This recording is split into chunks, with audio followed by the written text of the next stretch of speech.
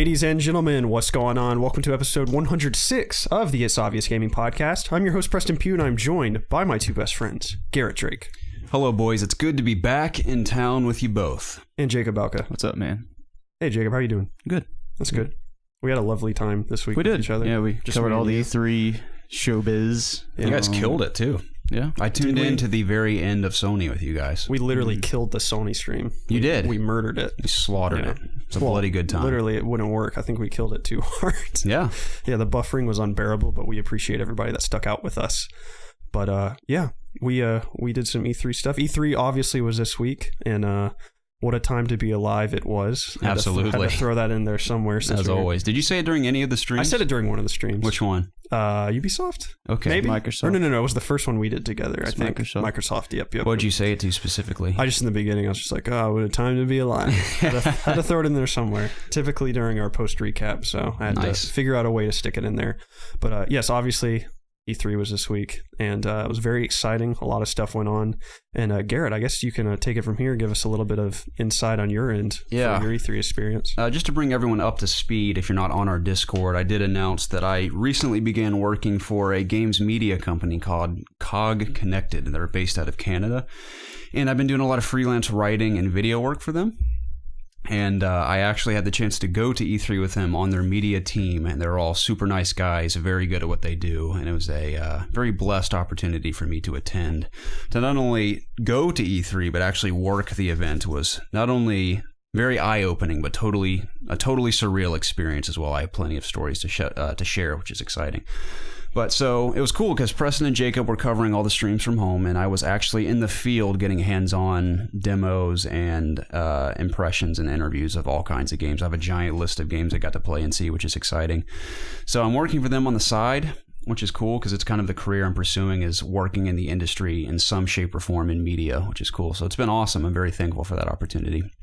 But going to E3 was rather exciting. I'm trying to think of where I should start. I mean, the trip there wasn't very exciting on the plane. It was a 4-hour plane ride. I played Zelda the entire time, of course, doing some shrine work. It's got plenty left. I think I got about 25 shrines left before I go to vanquish Calamity Ganon. Once and for all, that son of a bitch. He's going down, even though he's a very easy boss. I actually fought him a little bit by accident when I went to Hyrule Castle. I was like, well, this is very easy. I look forward to slaying you later.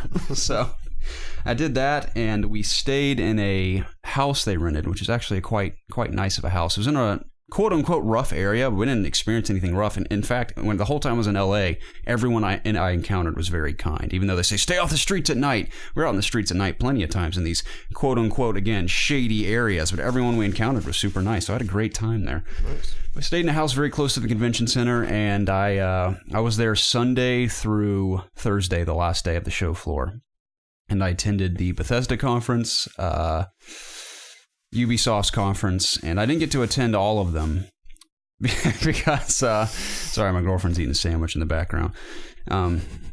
I didn't get to attend all of them because the team's so small. We really had to break up and go to individual conferences because not all of us could go to all of them. So those are the two I attended. But I guess I'll start with Bethesda. It was cool. So we get there, and then I'm sure most of you saw during the live stream, they had this little event called Bethesda Land, where all the media people and those who could attend the press conference go into this giant area that's basically set out like a theme park. I actually have a map that I think they showed actually during the stream. It was kind of a map of all the different worlds as they were going from game to game. Mm-hmm. They had a Fallout world. They had Doom, Quake, Prey, Dishonored, Wolfenstein, I think was there. There's a few of them there. It's cool because you go in, it's all laid out like a theme park. You walk in, it's all Fallout. It all looks all rusted and destroyed. And then in the center is a big Ferris wheel with the Vault Boy.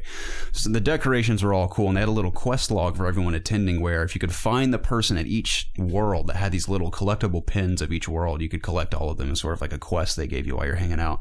They had free food and drinks the whole time. I had a giant turkey leg and a giant Elder Scrolls mug of beer. It was excellent. I mean, I have video of all this. It'll be in the vlog I'm going to put up on our channel later this week of all of the experiences I had. But went to all the different worlds. I only collected about 4 or 5 of the pins because it was so crowded that I just didn't feel like waiting in line for all the other pins. Because once you find the person, everyone would swarm them. Of course, most people want to collect all the pins that they can, but I didn't feel like waiting around. They had games set up. They had Quake there. Wolfenstein was there, and Evil Within 2 was there for people to try out.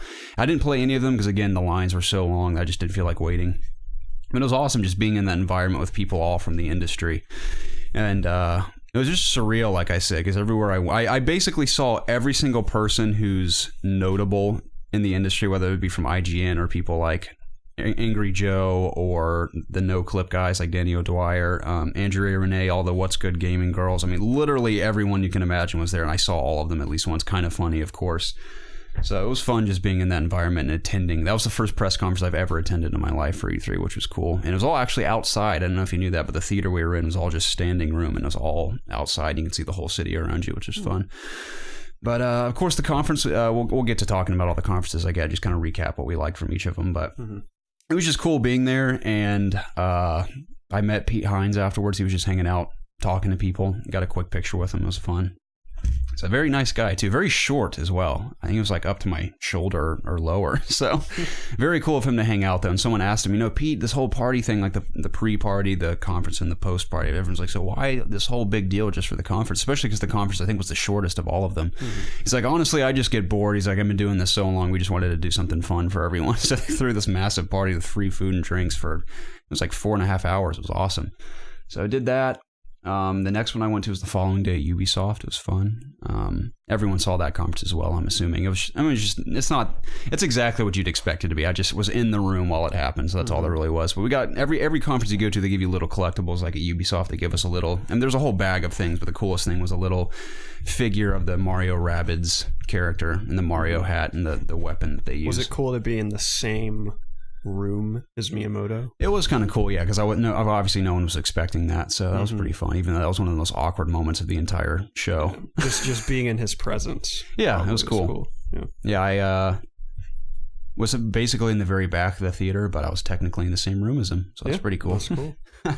But there isn't much else to say about the conferences because it was the only two I attended, but just working it in general was awesome because when you're with a team, like a media team, especially one that's as small as theirs, you really have to break up all individually and go to appointments they've booked to either demo or talk to developers of games that they're working on.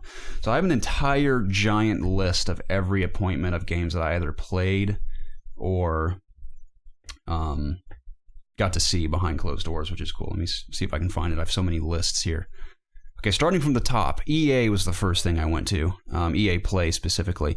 And I didn't realize there was two different areas. There was like a fan area of like just the general public going, and there's a media area, which is nice because the media area was all indoors, which is awesome. It was in the, I think it was pronounced Palladium Theater. My chair is so noisy, it's like insane. We've got to get new chairs. I say that every week. Yeah, but it was in a cool theater on Sunset Boulevard, and just exploring LA in general was fun because obviously I've never been there before.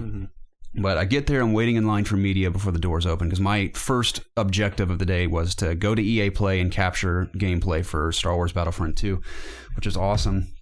And I was waiting in line, and the first person I met was Jeremy Jahns. I told you guys about this at lunch, but I was waiting there. I'm just looking around. I could see the Hollywood sign in the distance. I'm like, oh, that's cool. It's the first time seeing it in person.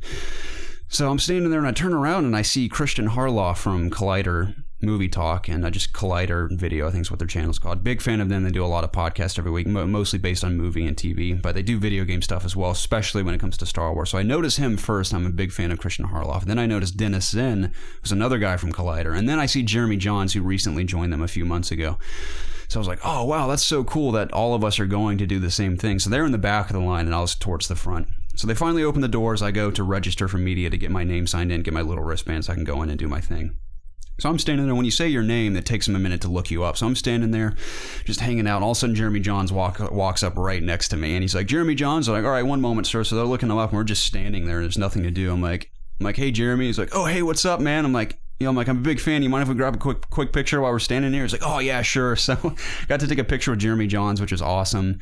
And all of us went in and played Battlefront 2 for about 2 hours. I think I was playing against him every time. So I think I started on the clones, and then I think he started on the separatist droids, and every few matches we'd switch teams. So I get to say I played against Jeremy Jahns in Battlefront 2, which is cool. But so I had 2 hours to play the game. Now we were all playing on mouse and keyboard, and I have had experience with mouse and keyboard in the past, so it wasn't terribly difficult to get used to it again, but I got to play, I think, like 6 or 7 matches of Battlefront 2, and I finally, towards the end, got used to playing a mouse and keyboard again. But what'd you say those keyboards are called? The clicky kind? It's mechanical. Mechanical, yeah. That's the thing. It's funny about PC. I haven't played on PC in so long that in my mind, I used to play shooters on PC in a very generic Dell keyboard and like a crappy little mouse was like $10 from Walmart. So that was the last experience I had. Because I mean, I realized keyboards and mouse, and I guess I should say mice, have come a long way to where they feel incredible, but I had yet to experience one for myself. So playing on the nicest mouse and keyboard, this gorgeous display was awesome. I was like, this is exactly why I need a gaming PC, because it was so good.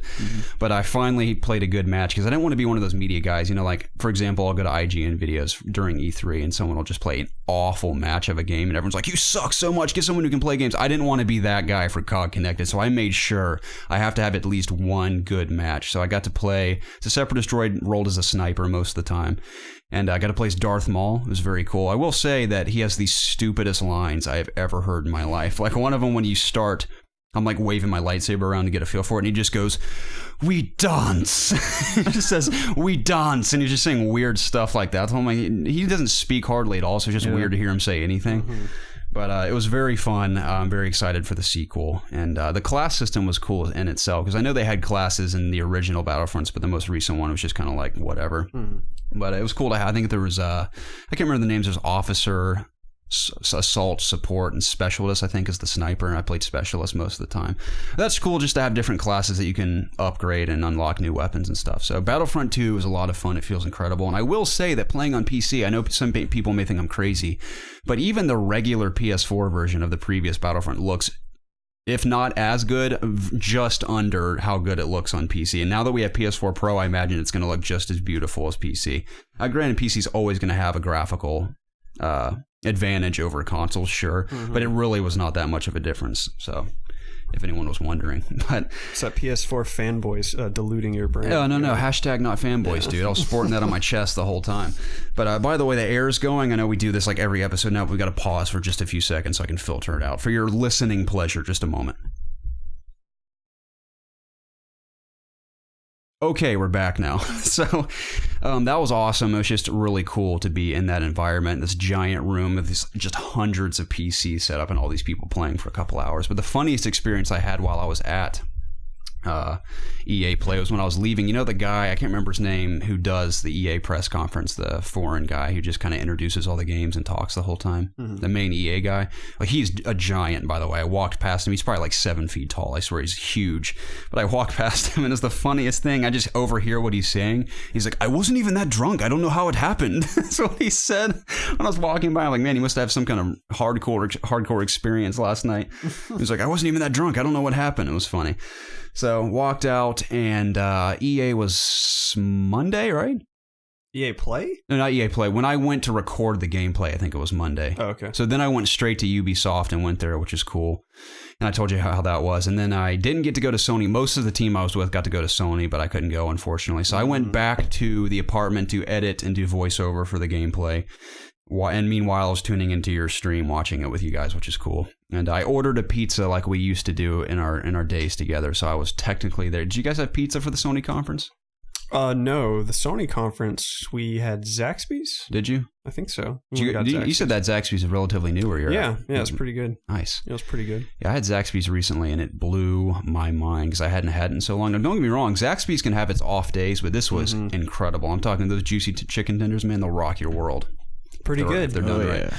So I watched Sony with you guys, and of course, that was an exciting conference. We're going to talk about all this in depth when we get there. I'm just sharing my experiences. And then Tuesday came, and that was the first day of the show floor. Now, this was, a horrifying and very cool experience for me all the days of the show floor. Because like I mentioned, when you're on a media team, you're all split up and booked different appointments to cover as many games as possible. And the whole goal is we go to all these appointments, learn about these games, we come back at night and we write and make videos about all of them. That's like what IGN does. They just have a much bigger team. So we're all dividing and conquering as much as possible to just write and make videos all week long. So it was just relentless work, but it was so much fun. And again, like the fact that I got to go is just amazing. And I'm so thankful despite how hard the work was.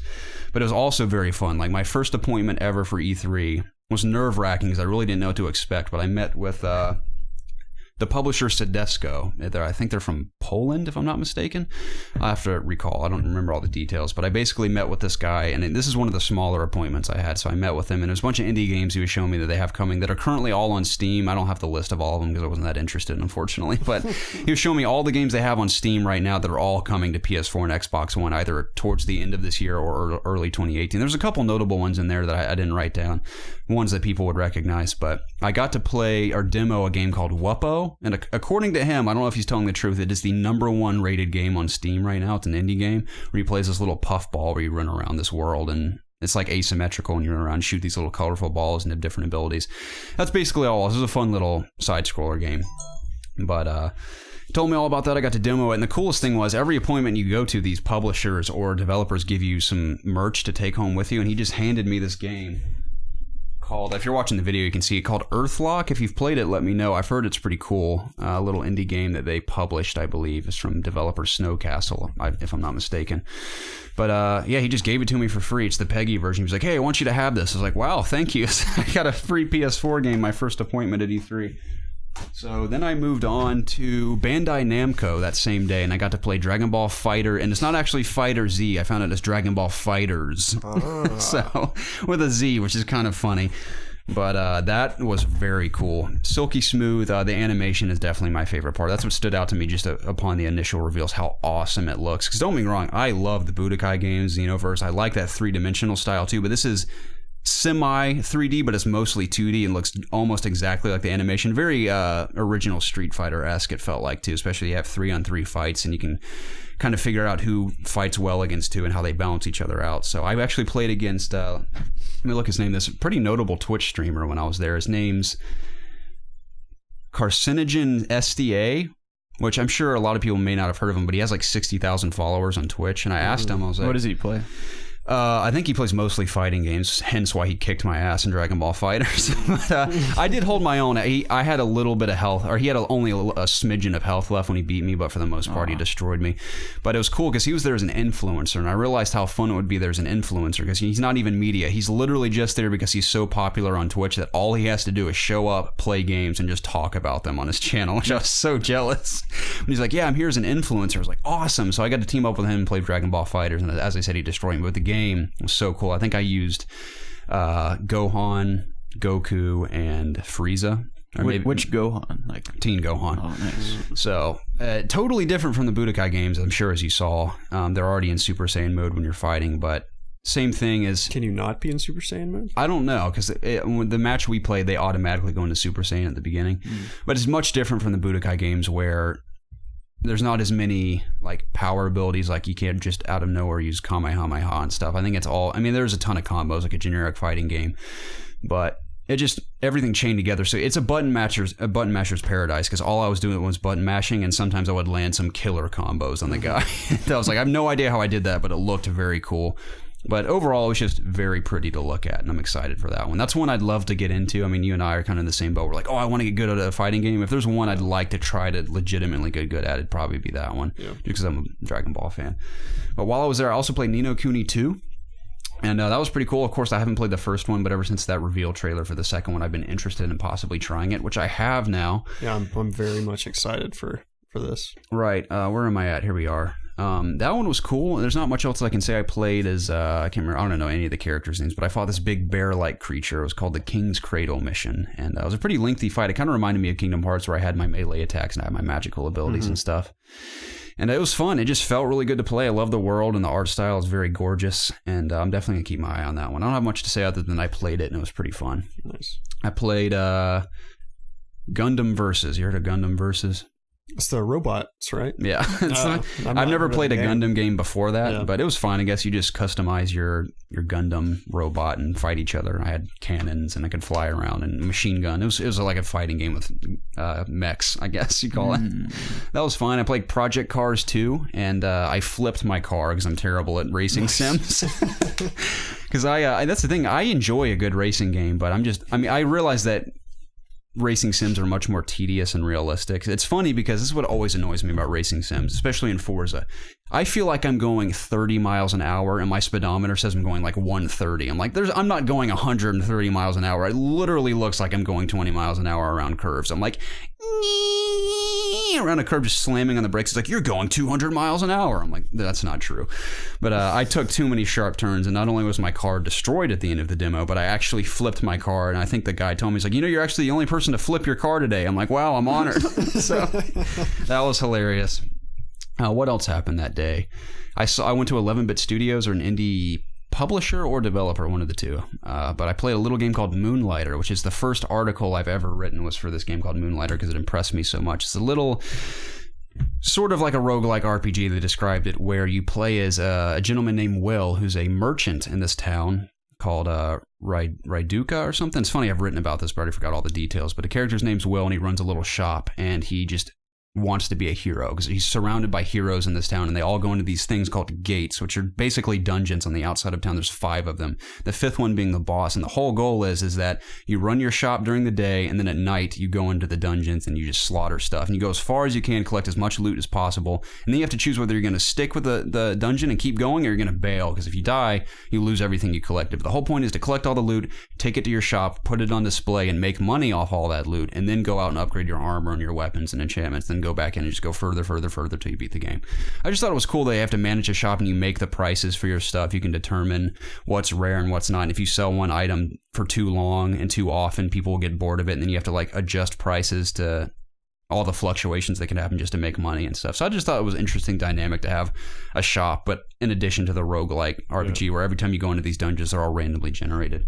I just thought it was a unique idea, and I had a lot of fun playing it, and it gave me free beta codes, which is cool. So I have like 2 of those. Nice. But that's another cool thing. Most of the demos I played, like, here, have some beta codes. Hand me like 4. I'm like, all right, thanks.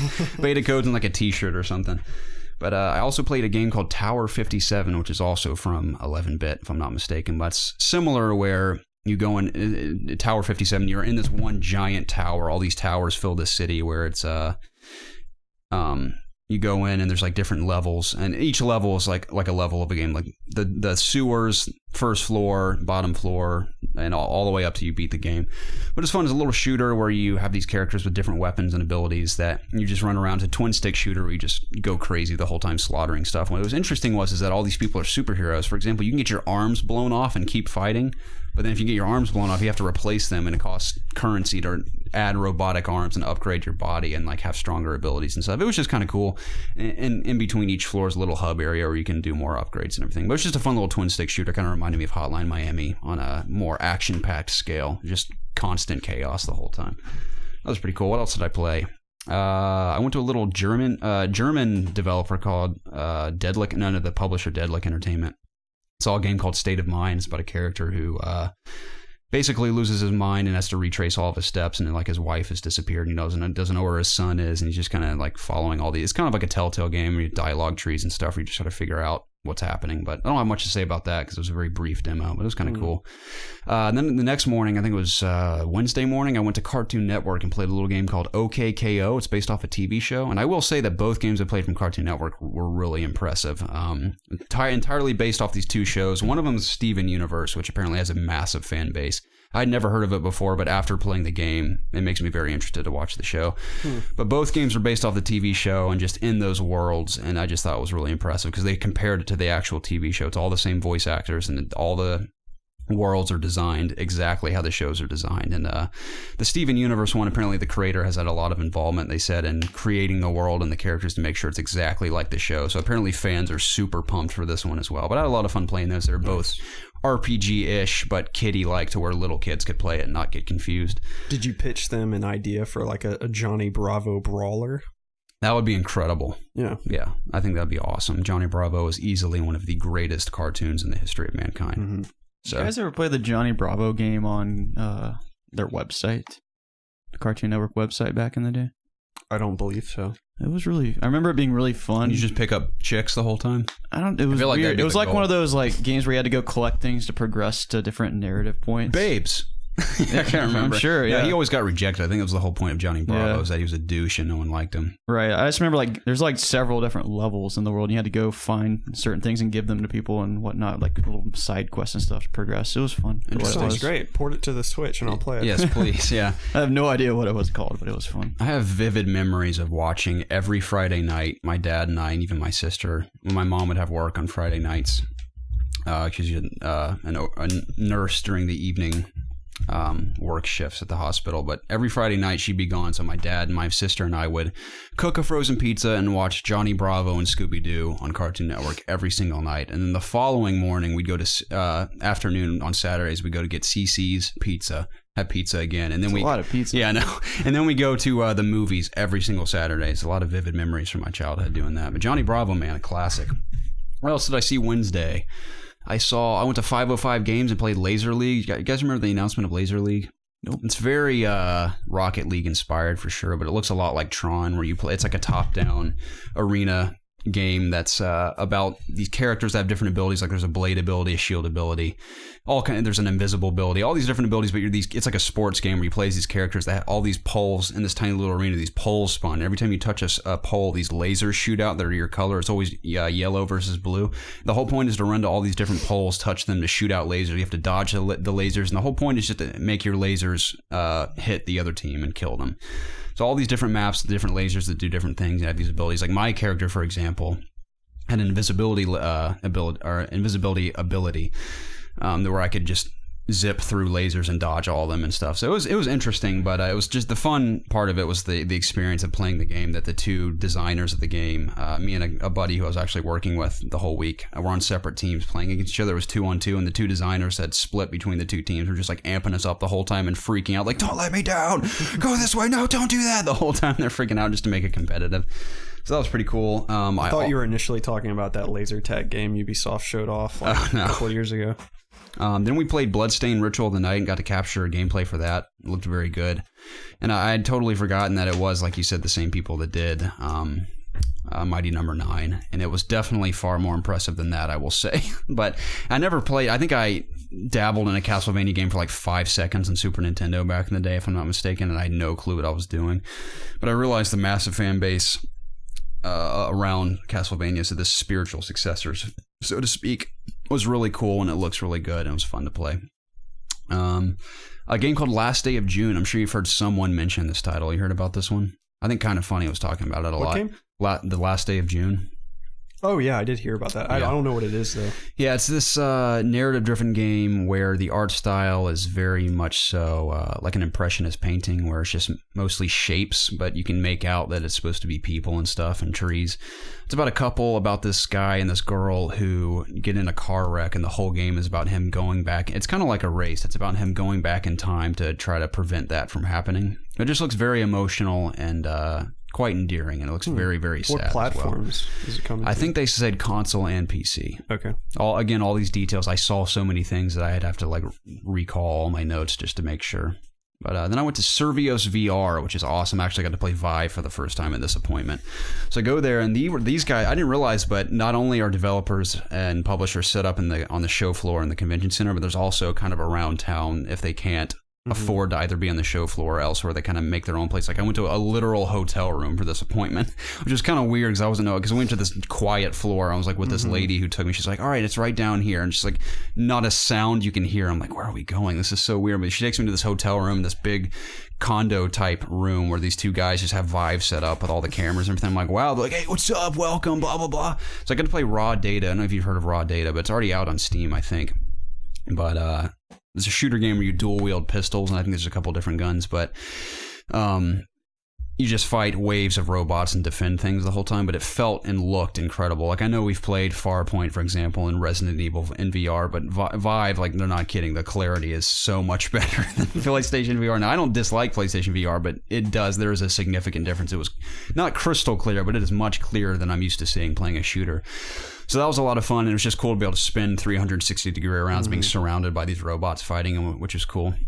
And then I got to play the coolest VR game I've ever played thus far in my VR experience. It's called Sprint Vector, and the whole point of this game is that it's an intergalactic athletic competition where the best athletes come to race it out, sort of like the Flash. What you do is you have and think of this as Mario Kart. You have the two Vive controllers, and how you move is you pull the triggers, but you swing your arms back and forth as if you're running. And the faster and harder you swing your arms, the faster you run. And you can go like lightning fast. And the whole point is you're running, and you can jump and like fly through the air off ramps and stuff. And you're flying through the air, and there's these walls to climb. When you get to a giant wall with these pegs sticking out, you literally just have to like thrust your arms up this wall, and you can like Hulk it too, or you grab onto the pegs and like throw your arms down and fly up the wall. So it felt very much like, I imagine, like, I mean, what if this is Spider-Man? Like, I'm climbing a building and I can leap off buildings and fly. And the coolest part is you can glide. So let's say I'm sprinting, I jump off a ramp and I can hold my arms out like Superman and glide across the map until I land. And it's awesome because there's also power-up abilities where I run through, very much so like Mario Kart, where you pick one up. And they only had 3 in this build. They said they had one called Slow Mine, which is a grenade you can drop behind you, and it creates this big bubble of influence that anyone who passes through it gets slowed down drastically. So they had the Slow Mine, they had Nitro, which is where when you spam this button on the Vive controller while you're sprinting, you'll just fly even faster. So it's like blinding, you're going so fast. And I think the other one, the default ability, was called Glove Blast. It was very much like Iron Man, where you hold out your hand, you can shoot a laser beam from your hand and like knock someone off the track. But it's cool though, because they said like as often as you can blast them off the track, not only is it a very small area of influence to actually hit the person, but it's also risky because if you stop swinging your arms, you're going to slow down anyway. So you always have to choose wisely when to attack the other player. It's kind of like throwing a shell in Mario Kart, but there's also destructible environments. Let's say there's like a big overhang or like a pot in the track. If I blast that pot in front of someone, if they happen to hit it, it'll slow them down a little bit. There's also obstacles where I'm sprinting. There's like a low wall. I literally have to duck while I'm sprinting to go under a wall and everything. Sharp turns where because it's Vive, it can monitor your whole body. So I can literally turn my whole body and like sprint around a sharp corner and stuff. But it was just so fun because it was like Mario Kart in VR, but I'm sprinting like the Flash with like abilities and stuff. It was awesome. Are there like wrist wraps? Yes, I told them, I was like, I've never done anything like this in VR. I don't want to break your fancy TV. I'm going to wear the wrist straps just in case. So yeah, that's probably a good idea. But it's funny because I thought I was going fast, and after I did the demo, they're like, you want to see how this game really can be played? I was like, yeah, sure. So the two designers teamed up and faced each other. I have never seen someone put so much physical effort into playing a game in my life. Dude, these dudes, you would have sworn they were going to fly through the window of this hotel. And they were like swinging their arms harder and fast. It was hilarious, faster and harder than I've ever seen. They were legitimately competing. And I think I beat the track in under 2 minutes, and they beat it in under 1 minute. So they were going 60 seconds faster. And it's funny because they said the creative director of the game, he wasn't there, but they said he has the record of the entire team. I think there's like 30 something people on their team. I think he said he did his in under 54 seconds or something. And after playing the demo several times, I'm like, how on earth can you physically get through this in 54 seconds? It's cool because there's online multiplayer. I think there's 7 or 8 players total in multiplayer. We can race up against 8 people. That's cool. Yeah, that sounds awesome. It was very fun. So I don't know if it'll ever come to PlayStation VR, but it was very cool to play because you could technically do it with the Move controllers. I mean, I'm sure it'd be blurry as crap compared to the version I played, but if it works, it'd be a ton of fun. I'm more worried about the camera tracking the Move controllers if you're going that fast, like swinging them that fast. Yeah, exactly. So I don't know if it'll keep up, but that one was super fun.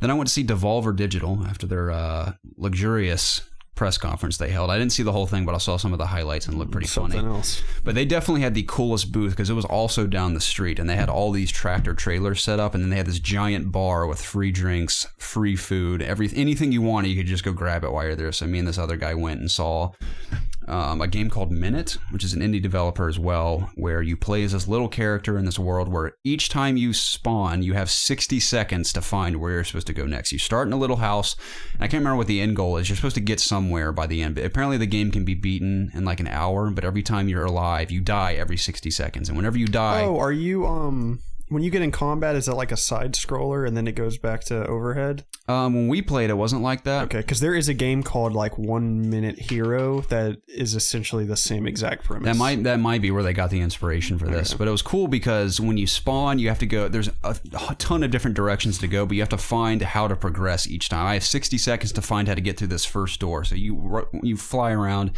Oh, I found a key. I can get through the door now. You get to the key, and maybe you'll find a new checkpoint before you die again. If you get to a checkpoint, that's where you'll spawn next. And it's cool because to get through all the areas of the game, there's multiple items that that required, like there's a sword to fight enemies, there's a flashlight to get through dark areas, and there's a couple other things in the demo we played. They said the key is, if you know the game well enough, you've played it enough, you can arguably get through the game with minimal items and get through it even faster. It was cool because you have to choose when it's appropriate to acquire the sword or when it's appropriate to acquire the key or the flashlight, and it's all based on your timing. So he said it's like a game basically made for speedrunners to see just how quickly people can beat it. Mm-hmm. But it was fun. It was just very interesting. I don't know if I'll ever play it. But the game I'm talking about is called Half Minute Hero. Okay. And that's a screenshot. Does that look familiar? No, yeah. This one was all in black and white, and it was a top-down. Gotcha. But what was something else they said about it? I forgot. Oh, yeah, they said there's a hard mode, too, where you only have 40 seconds to live every time. So I'm like, oh, that's interesting. But it was kind of cool. We saw that one. Then we saw Swords of Ditto. Now, this one was very cool. Very much reminded me of a old-school Zelda game, which with a much prettier art style, of course. But you place these cartoony characters on an island called Ditto. And you have these characters you spawn with, and it's RPG. It's also roguelike, where you go into a dungeon that's always randomly generated. But there's this big world with towns and quests to do, and you go in these little dungeons. You can collect loot and progress. And I can't remember the point of that game is either, but it's like a Zelda game where he says you'll acquire ability at the beginning of a dungeon or somewhere and take it into the next place and use it against whatever's in there. So he said that was the Zelda inspiration.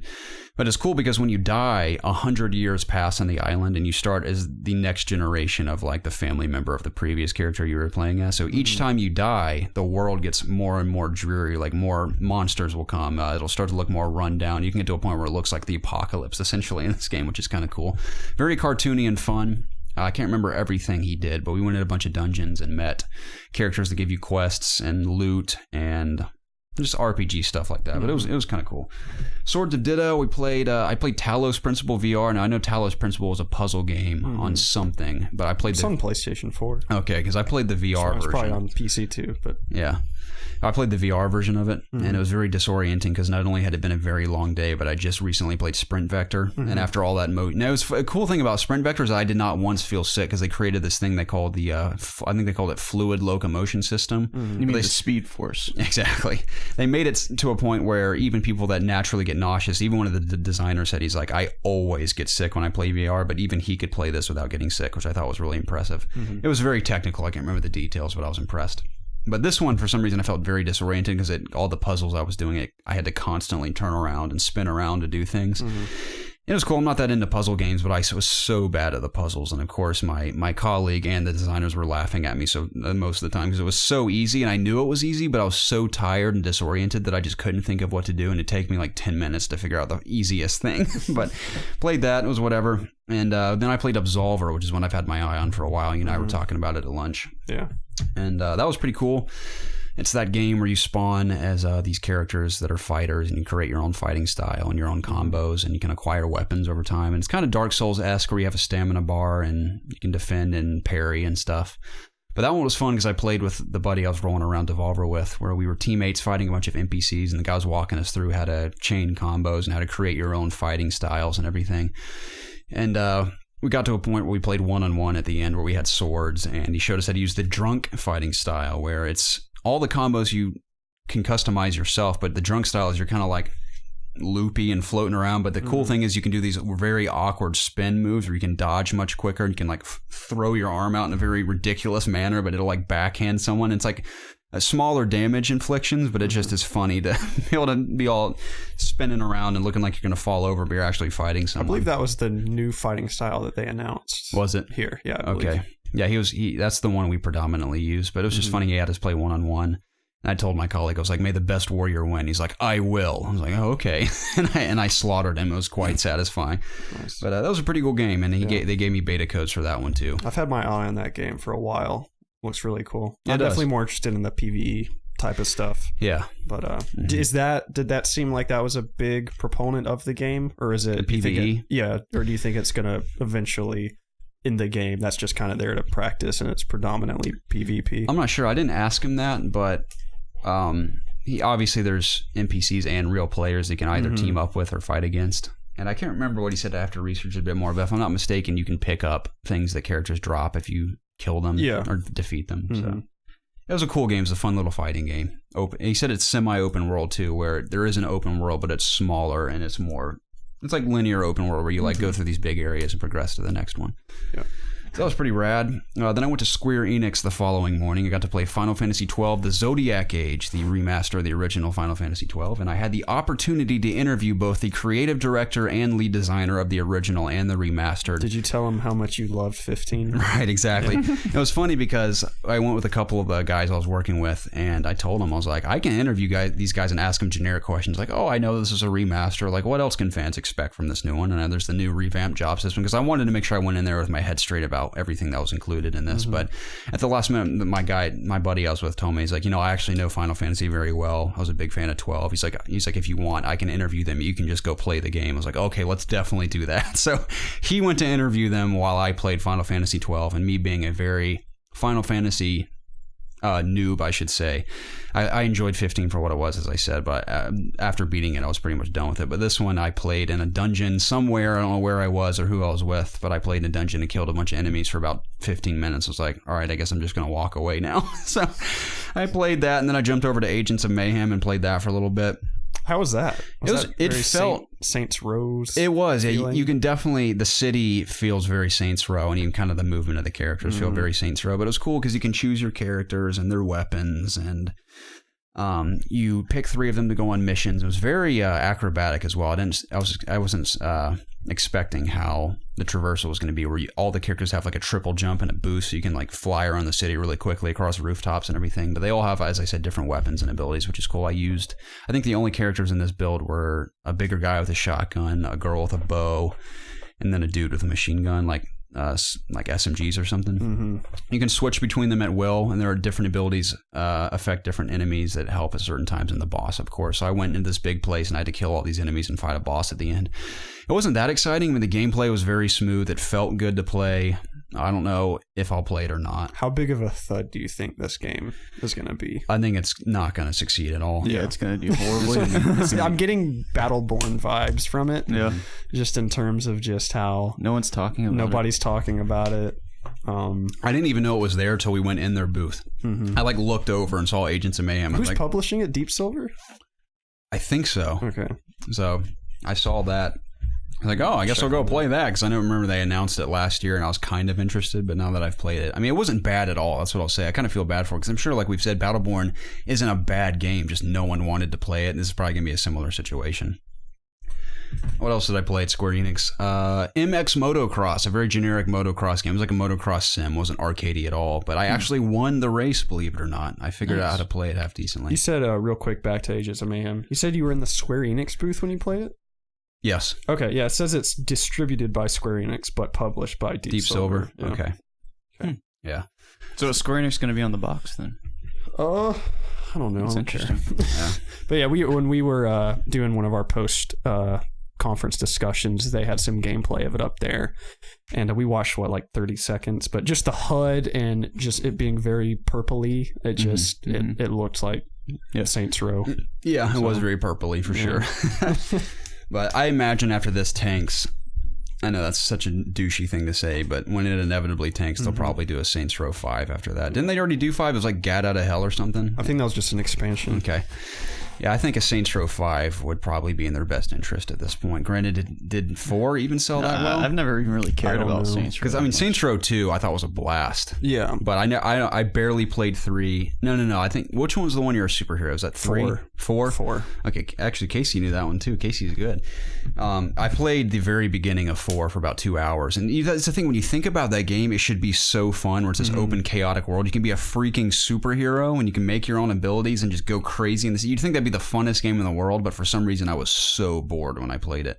I played it for like 2 hours, and I only played it for I think an hour. That's the one you start as the president. Yeah. And then you go to this simulation. And there's aliens and stuff. Yeah, you're in the 50s or something. Yeah, what the heck? Why? Yeah. I don't know why I was so bored by it. And you'd think that'd be the funnest game ever, but whatever. So then the most surreal experience I had of the entire show was when I went to the Focus Home Interactive booth for a couple appointments, and I got to see behind closed doors demos of Call of Cthulhu, Vampire, and Plague Tale. Cthulhu? Yeah, I think it's Cthulhu. I literally, every time they said it, I'd pronounce it a different way. I can never say it correctly. But that's the big squid man, right? I don't think so. No, The face is like a big octopus. I don't think so. Maybe it is. I don't know what the boxer is, but it's when you play as the private investigator who goes to the scary mansion, has to explore it. Oh, okay.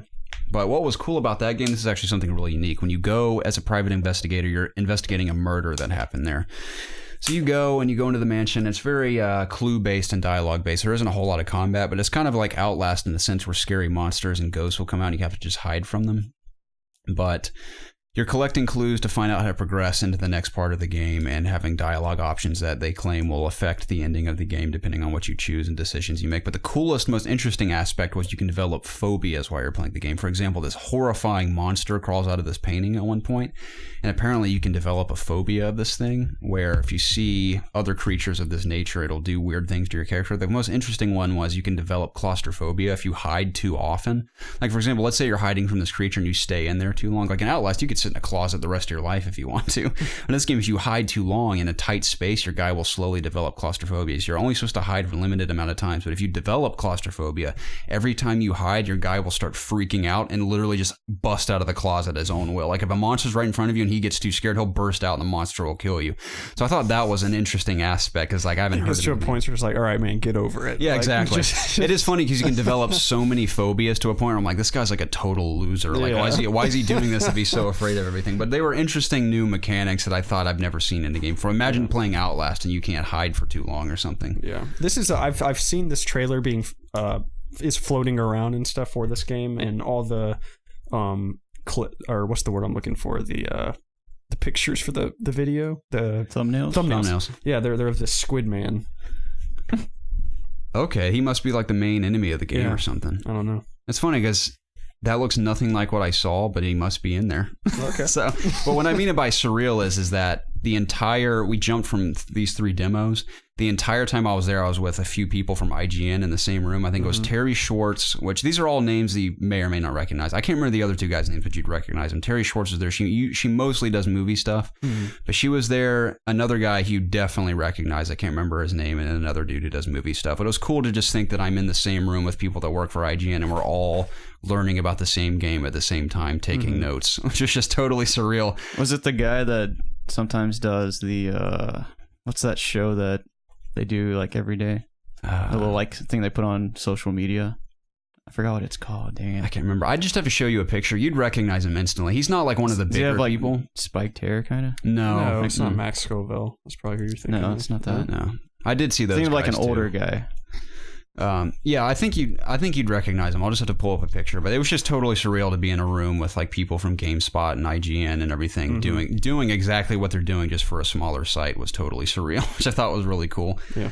But then we saw Vampire, and I will say that Vampire. With a Y? Yes, with a Y. Yeah. Vampire, which I'm sure you guys have seen gameplay for at this point, but when they first, I think it was last year. Was it announced last year? It wasn't announced too long ago. It's been floating around for a while, but I remember first seeing it, I thought it looked just okay. But the behind closed doors demo, you can tell they've come a long way with it. And the coolest part I thought is that, I mean, I'll spare you all the details. I'm sure most of you either know or have heard of this at least once. But he plays the doctor who becomes a vampire, and you kind of have to hunt down and do things. I can't remember what the final outcome of the game is, but it's linear, kind of similar to how I was talking about whatever game I was talking about earlier, where it's open worlds, but they're like hub worlds that you go through in between different areas, progressing through London. And you go into these worlds, and of course, there's vampire hunters that you can fight, and there's other, I can't remember what they're called. They're called Skulls, I think, or Skulls. I think they're called Skulls. They're like they're like feral ghouls from Fallout, where they're vampires that have turned so much. They're basically zombies that'll attack you, and they're always in the darker underground areas of London that you inevitably have to go through for certain things. But you go into each hub world, and the coolest part about this is every single character in each hub world all has a name, they all have a backstory, and they all do different things. And the whole point is, when you meet all these people, of course you can do side quests for all of them and gain XP and additional loot and stuff, blah blah blah. But when you meet them, not only can you get to know each individual person, but they all have a story, and most of them have a quest for you to do, and some of them are interconnected. And the coolest part is, in order for you to not only stay alive but level up, you have to sacrifice people. You know, like a vampire, you have to drink blood to survive. So the coolest thing is choosing who you're going to sacrifice in order to progress, which is the coolest thing. So the funnest quest they showed us was this total douchebag who's like sitting on the side of this curb, and he talks to him. He's like, "Hey, you know, my mother lost a necklace and I can't find it and I just want to get it back for her, blah, blah, blah, blah, blah. Like, I have this jewel from it. Maybe it'll help you recognize it when you see it. He kind of described it to him. So you use your vampire sense to kind of track down where this necklace is. It's kind of a Witcher style where you follow a trail and you go into this dark sewer, fight some skulls, kill them with your, I think you have this cool blade. There's different weapons in the game. You have a cool sword. And vampire abilities, we can dart around and use like a force push and all this stuff. But fight some. Did that look fine? The combat looks cool, yeah. Because I remember the first time I saw it, it looked a little janky, but it looks really good now. They've come a long way. But kills the guys and he finds the necklace, but buried underneath the necklaces are like 4 or 5 dead bodies that has this guy's DNA all over them. So he clearly murdered all these people. So you go back to confront the guy, and of course you can either just straight up slaughter him, or you can have a conversation to try to figure out why he's done these things. You talk to him, and the guy's like, I'm not proud of myself. I killed them because something they stole from me or something, so I killed them. So you talk to him and realize you can analyze these people after you meet him and see how much XP they'll give you if you sacrifice them. So this guy has like 500-esque experience to gain if you sacrifice him. So he's like, well, go talk to my mom, give her the necklace and something. So you go to talk to the guy's mom indoors, and you talk to her, this sweet old lady, so innocent, and she's trying to like protect her son because she knows he has issues, but she doesn't want him to go to jail or anything. She's convinced that she can help him. She's like, I'm just trying to protect my son. I know he has issues, but please don't kill him or do anything. Like, I promise you, he's a nice boy. He just needs help. So I'm talking to this lady, and all of a sudden you can analyze her, and she has like 1,500 XP. It's like, dang. Oh shit. And the guy's like, just for the sake of the demo, I'm going to sacrifice the old lady. It's all about your moral choices. So he sacrifices this old lady and just like viciously drinks her blood and slaughters her. I'm like, oh gosh. Man. He gains all this XP though, and can level up twice as much because he chose to sacrifice lady. Now he showed, this is the cool part, because I was thinking like, well, who cares if you sacrifice if it's only based on XP? The cool part is every time you, depending on who you sacrifice, it will affect everyone else in that area. It will affect quest lines. Let's say this lady was attached to a quest where if you had not killed her, you could have acquired some awesome item from someone else that happened to be connected to her. So it sacrifices possible loot you can gain, other missions you can go on that give you other benefits, and also the more people you could kill everyone and get as much XP as you want. But the more you kill, the more the skulls start to appear, to a point where he said it can literally flood London, where it's just they're everywhere and you're constantly having to fight. I'm sure that'll be a trophy. Yeah, probably. There's like all kinds of different things that'll happen in the world depending on how many people you kill and who you kill. So I thought that was the most interesting dynamic of the game, is the moral choices you have to make. Do I want all this XP, or do I want this item? Do I want all these things to spawn? It's very cool when it comes to choices like that. But that sounds awesome. It sounds super cool. Yeah, and the world itself was just very reminded me of like classic Universal monster movies, where there's a lot of fog in the city, and of course it's always dark because you're a vampire, but your character looks totally badass, and the world's very foggy and grim. It's like that old, I think it's in the 1800s. I'd have to double check the date, but it's like very old London with all the old buildings in the fog. Is this AAA, or is this kind of a smaller budget? I think so. No, I think it kind of mostly is indie, because it's the same people who did Life is Strange. Oh, really? If you can believe that, yeah. Which I'm in the middle of Life is Strange right now. I was going to say that's what I've been playing. I guess we can talk about that too at one point. But I am like totally invested in Life is Strange. What are you playing it on? PS4. But I might start that tonight, actually. Yeah, just a side note of that, dude. It's one of those games where when you're 10 minutes into it, you are completely invested in the world. Like, especially if you explore and analyze every single thing, you are just totally, like, I completely was in it. And when I stopped playing, I had to like remember, I was like, oh, I'm in my room. It's like I was so focused on what I was doing. It's very good. Wasn't that a free game on PlayStation? It was this month. It's currently free. Yeah, okay, I have it then. That and Killing Floor 2. Me and Lizzie are gonna play through that. Dude, it's definitely a great one for that, for sure. Nice. But I've been playing that. But anyway, same people who did Life is Strange with it. That was interesting. But Vampire just looks awesome. And it's cool because you encounter, the very last thing you do, you encounter this priest who has become a vampire. It's cool to see how he's struggling between being a vampire and being a priest. It's just a cool dynamic to see. Like, he wants to be a man of God, but he knows he's like a thing of evil. And he's like damned to hell regardless. So like that's a cool dynamic for a character. That's awesome. But very, very cool. I definitely have high hopes for it. I hope it lives up to the hype. You should be one of those influencers. Yeah, man. Totally, dude. Because I went from really not even caring about that game to I'm keeping my eye on it. Right. Now this one, I will say, from a gameplay stance, interests me even more. Now, this one's called A Plague Tale. There's a subtitle to it, but it's just generically called, the main title is just A Plague Tale. And this takes place in the 1300s, where you play as a little girl named Alicia, I think, and her little brother Hugo. She's like 14 and her little brother's like 8. And it's the Black Plague in the 1300s. It's just you and your little brother. Your parents are dead, and you have to get somewhere. I can't remember what it is, but it's very interesting in a sense where you're a young girl, so you can't fight guys. It's all these crusader dudes, all these knights that will kill you on the spot for some reason. I can't remember the detail. It was a very short demo, but it's very intriguing because there are rats everywhere, and it's running in 60 frames that look gorgeous, and these rats just look like a river. There's so many flooding in the streets, and the only way to get rid of them is with light or a torch or something. And the rats are like the main mechanic of the game, where the girl is, the whole point is to use the rats to either create paths for yourself or defeat enemies, because she obviously can't fight these guys because she's a little girl. So you're equipped with, I think you start with a slingshot, and the first thing she does is these two knights are having a conversation, and their lights illuminating around. We're like under a lamp hiding behind a wall. And these knights out in the distance have their lanterns, but are just surrounded by hundreds of rats. And the whole point is the girl takes her slingshot, and you have to aim and try to hit the lantern out of the guy's hand. And when it hits his lantern, it shatters and the flame goes out, and they just get slaughtered by these rats. They get eaten alive, and the rats are all focused on them. So while the rats are eating them alive, you dart through these doors into this big cathedral. So you're in there, and of course there are rats everywhere in there too, and you pick up this little torch. You're kind of going through, and you have to realize you need this thing to fall, like this big lantern to fall, to create this other path to get the rats to move and go through. So it's a kind of a puzzle-based game too, where you go around this room trying to figure out what can I do to knock down that lamp with my slingshot and acquire these different things. Like Hugo, for example, being the little brother, has abilities he can do that she can't do because she's a little bigger. So Hugo can crawl into small spaces and acquire a key or a new weapon or something, and acquire something you need, where meanwhile she can use the slingshot and do other things. But it was just very interesting to think that you're this weak character that can't fight people. You have a slingshot to use, and use the rats against people or to your own advantage. And the setting was very cool in the 1300s, and it looked very pretty. Which is a very interesting concept, I thought. Yeah. I don't know how it'll play out, but I think there's not even a release date for that, because it's basically just started development. A 2D or? No, it's 3D. 3D? Okay. It looked a lot like Last of Us, sort of, but in the that kind of style, just in the 1300s. So, but yeah, both of those were super cool. And the last thing I did was I went to I think it was a publisher and developer called Imagine. It's spelled I'm trying to burp, sorry.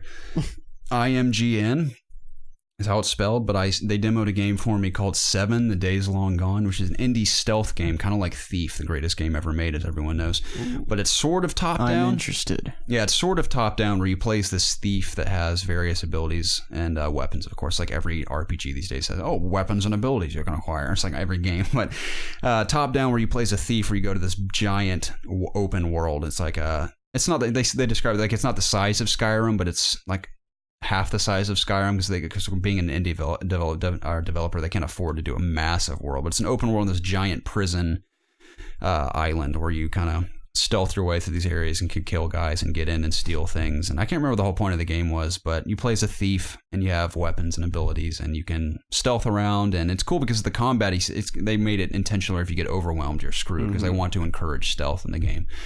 So it's just interesting. It was kind of cool. It's like an eagle view? Sort of. It's not like completely top down. It's like that view where it's, let's say you're in the corner of a room looking down at us. It's kind of like that. Okay. So that one was kind of cool. And I told him, I was like, I love stealth games, so I'm definitely interested for sure. But that one was fine, I guess. But the coolest one they showed me was a game called My Memory of Us, which is a side-scroller platformer type game where it's funny because they say it's a story of friendship, and there's no violence in the game, but it's based off the Holocaust, which is very interesting to hear. So the art style looks very similar to a classic Disney cartoon, sort of like Cuphead. The animation isn't quite as good as Cupcake as Cuphead, but it looks pretty close to that art style, where you play as a little boy and his older sister. And the color palette's cool too, because it's all black and white with just little flares of red, like the Nazis, for example. Again, this game doesn't have swastikas, but you can clearly tell they're all robots too, by the way. The Nazis are all robots. But you can tell the little flares of red on the uniform is supposed to be like the swastikas, but it's cool because it's all black and white, and the little boy has a red hat on, and I think the girl wears like a red jacket. So the color itself looks very cool. But you start out on this big prison train. They said they never mentioned the Holocaust, but you can clearly tell that's the inspiration behind the narrative. So you start this sister and her little brother, and again, similar to a Plague Tale, they both have different abilities where you can literally, kind of like Fable 3, you can literally hold each other's hands to go through areas together. Or there's sometimes you have to split up where the little boy can go through one area to unlock a door for her to go through, and then she has to do something for him to progress on like different floors and stuff. So it's kind of stealthy where you have to sneak past all the guards. Kind of like Little Nightmares, for example. If the monsters see you, they're just going to run and grab you, and then you have to start over. So it was awesome to see that they go through an area and they have to save these other prisoners, or they have to figure out how to get this key and go through these rooms and unlock it and just drop them for them all to get free. I don't know how the game progresses because they were just on this prison train that was flying through the sky at the beginning. It was cool to see that, trying to figure out when you both should progress through an area holding hands to get through something, or when you need to split up to do different things. It just looked real pretty, and I occasionally dabble in those side scrollers that are a lot of fun, so it was cool. Nice. And just because I didn't really see a whole lot of AAA games in my appointments, but I did see a lot of very cool indie titles that I probably won't get to half of them, but I saw a lot of cool ones. And the coolest part about being media for all these developers is that they are all so incredibly passionate about what they're doing. Like they are just in, because of course a lot of them have been working on their game for years. It's like their child. Like anything you create for an extended period of time, especially, you're going to just be very passionate about it, and you want people to like it. So it's just cool to see that aspect of things where they're just like describing it to you and how much they like this thing, and to talk to them, asking them questions about the game. Then you see their whole face light up getting to talk about it. And they just get so excited to know that people are going to talk about their game and write about it and promote it and everything. So it was cool to be able to play that role to like really make someone happy. Like, oh, because the Moonlighter game is one of two that I've written about so far.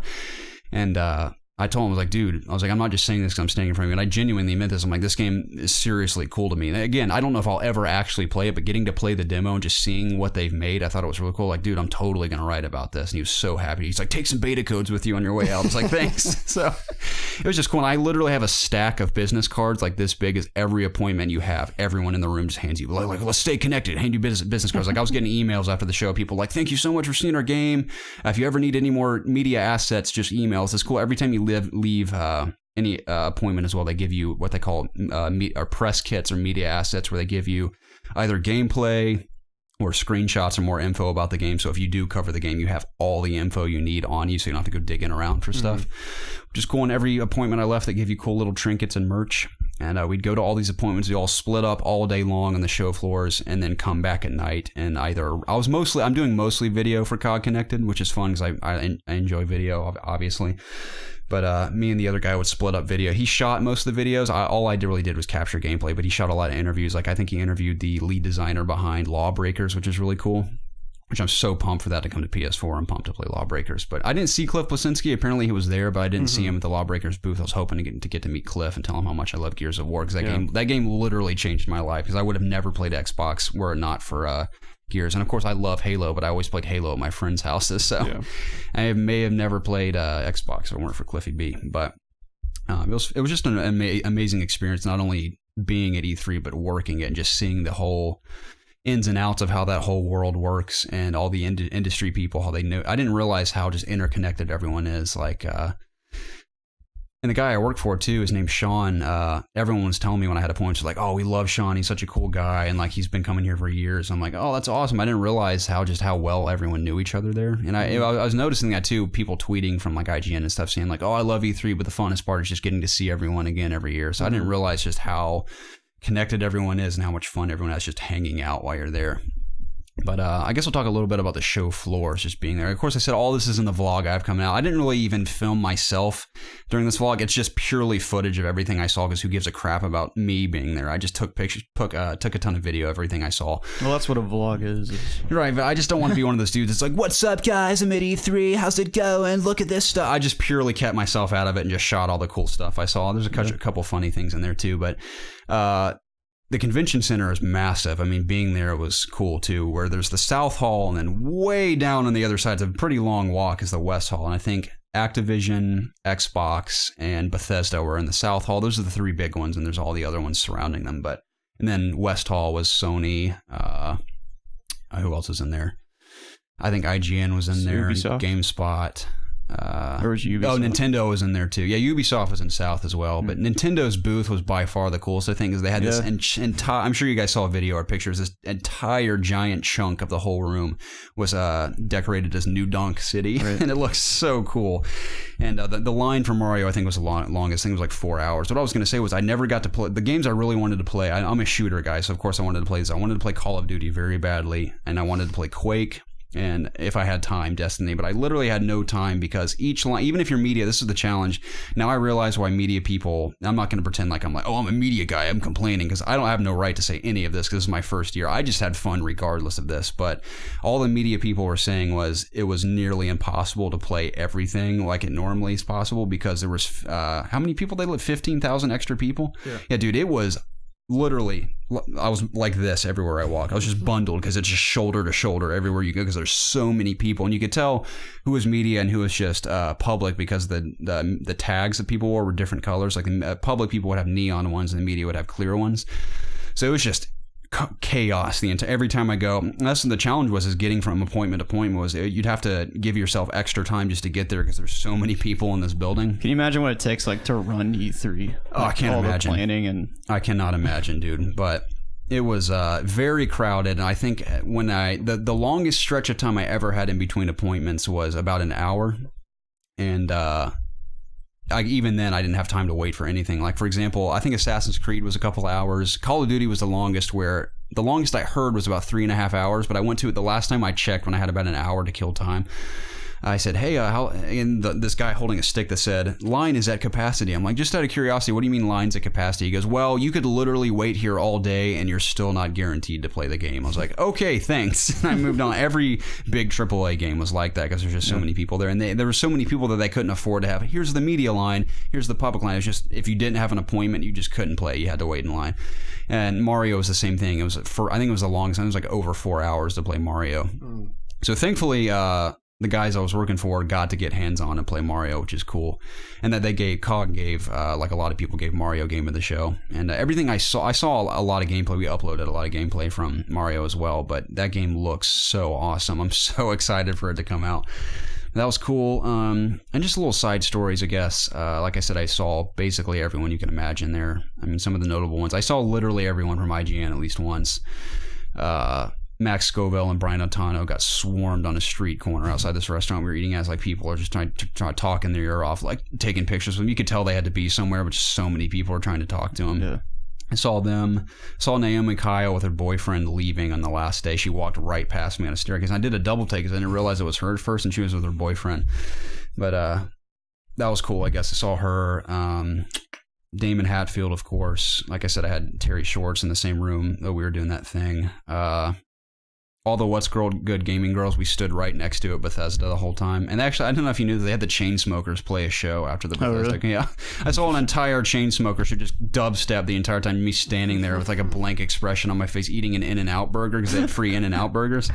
And I will say, In-N-Out burger, now I know it was catered, so I'm sure when you eat at the restaurant it's better, but I have had so many better burgers in my life, it's not even fun. You've had In-N-Out, haven't you? Yeah, it's really good. Yeah, it was good, but I'm like, People overhype it. I think just because it's only in one segment. Everyone I know from the East Coast that goes over there acts like it's the greatest thing in the world. But in reality, when you have it, I was like, I can name 5 burgers that are better than this. When I had it in Texas, and I liked it a lot. Yeah. Like, it's good. Yeah, don't get me wrong. It was not bad at all. Yeah. I've just had much better. Yeah. So I just thought that was funny. I was eating an In-N-Out burger standing right next to... And also for what it is, just like, oh, we're going to go out not to like a fancy sit-down restaurant and just get this burger. It's essential. I would classify it in like the same level as like a Five Guys. Yeah. Mm-hmm. It was pretty tasty, but I stood next to Christine Steimer and Andrea Renee the entire time, which is funny. And people, of course, are swarming them as well. But what's something else that was funny? That I wanted to see Jake Baldino from Game Ranks, and pretty much it. He was literally everywhere I was. He would post something on Instagram minutes after I'd been there, and I'd look around, he'd be gone. I wanted to meet him so bad. I saw Angry Joe. I have a whole... Let me just pull up my list. Was other Joe there? Which Joe? Other Joe. Oh, no, I didn't see him. No, I'm sure he was That's there. What his name is, Other Joe, right? I saw Frank O'Connor from 343. The guy from Prepare to Try that was doing like... That guy from IGN, the blonde guy, was like, my first time at E3, making all those funny videos. I saw them shooting a clip from that series they were doing. You think I watch IGN content? Yeah. I saw, like I said, I talked to Kevin for like 5 seconds from Kind of Funny because he and Cool Greg walked out of the GameSpot room and he had this giant camera on his shoulder and he walked past me and then you realized... Did he have it on like a shoulder mount or something? Yeah, he had it on like a big tripod he's carrying, and Cool Greg was just like following him behind him. And he walked past me and realized he forgot something. He's like, oh crap. So he turns around and he looked right at me. I'm like, are the other dudes in that room? And he's like, oh no, they're out on the show floor about to go shoot stuff. I was like, oh, and it's funny because I was in the middle of eating crackers, so I had like a mouthful of crackers. I'm like, oh, there are other dudes in there? He's like, no, they're down on the floor. I was like, oh, cool. Like I can say I talked to Kevin, I guess, but I passed by Kind of Funny again in the middle of them shooting a Reacts video, and there's like a ton of people just waiting to meet them afterwards, and I had to be somewhere, unfortunately, but I walked right past Nick and, what's his name? The new guy. Andy Cortez, yeah. And Andy Cortez was shooting like Instagram video the whole time, so it was funny, but it was just cool to see them in person, them being one of our many inspirations for doing It's Obvious Gaming, but didn't get to talk to him, unfortunately, because I was so busy the whole time. I walked right past Shuhei Yoshida, I will say. He walked right past... You know why I didn't stop to talk to him, though? What? Because someone tried to stop him, like, hey, can I get a picture? He was like, no. He just, like, waved everyone off because he had to be somewhere. Yeah. But I literally could have, like, grabbed his breast if I wanted to. He was that... Cupped his breast. Yeah, he was that close to me. Just grab him by the nutsack and be like, I like your product, sir. But I saw him, and I think that was pretty much everyone I saw. I saw Jeremy Johns like 3 different times. He passed by me on an escalator another time, another day. Which is funny, but pretty much anyone you can imagine that was at E3 posting, I saw them at least once, which was cool. Just to see all the people in the industry that we're not technically a part of, but just getting to see them after you watch them online for so long is pretty cool. But overall, it was a really amazing trip. And like I said, it was just a very... surreal experience. I was very blessed to get not only go, but to actually be a part of the workforce there. It was a totally eye-opening experience. A little nerve-wracking, but a lot of fun, and I'm hoping to get to go back as many years as possible. It's cool. We just gotta get It's Obvious Gaming there now. Yeah, that's our goal, man. If we hit a certain point, we can go as influencers, and that would be an absolute miracle because we would have so much fun if all 3 of us could go. Yeah. But yeah, it was. I'm trying to think if there's anything else I left out. I mean, I'm sure things will spawn as we talk, just talking about stuff. But like I said, all the guys I went with, I think there were 7 of us total. All of them super friendly. They're based out of Canada, so most of the guys live in Vancouver. There's one other American who actually lives in the city.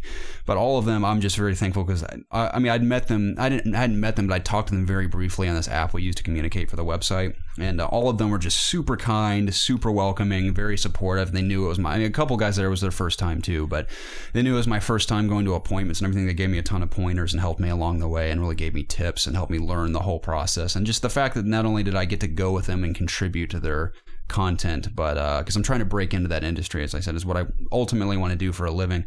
So getting to have that experience and them just be super kind and welcoming was just awesome, and I can't even thank all of them enough for giving me that opportunity. And just for the sake of It's Obvious Gaming, when I met a couple of influencers, like I was there representing COG Connected, so I can't just be like, here, I'm with It's Obvious Gaming, because I'm purely there. Whenever I went to appointments, I was purely for them because that's who I was there for. But whenever I met an influencer at a restaurant or at something in between appointments, like I'm an influencer on Twitch, I'm like, oh, me and my buddies do Twitch.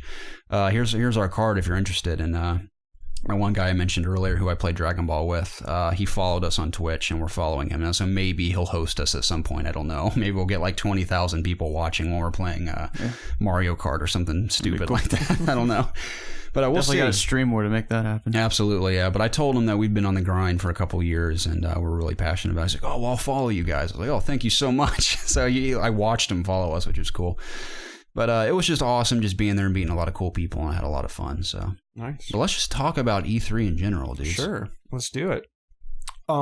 So how do you want to get into this? Do you know what time it is? 3:46. Mm-hmm. Yikes. Yeah. So I'm going to tell my lady that I'll be a little late. Okay. But we'll have to keep this a little brief, I guess. How about we jump to our top 5 games and we'll do community questions. Okay. Sounds good. Sounds good to me.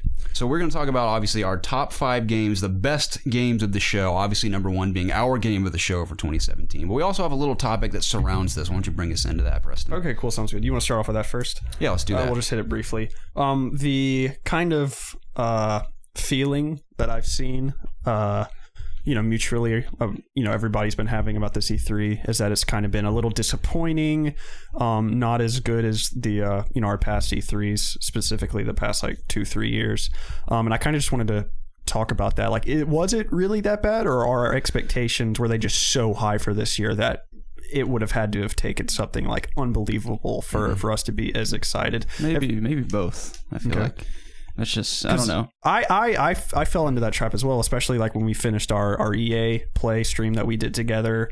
I think I said right after that, I was like, oh, that kind of sucked.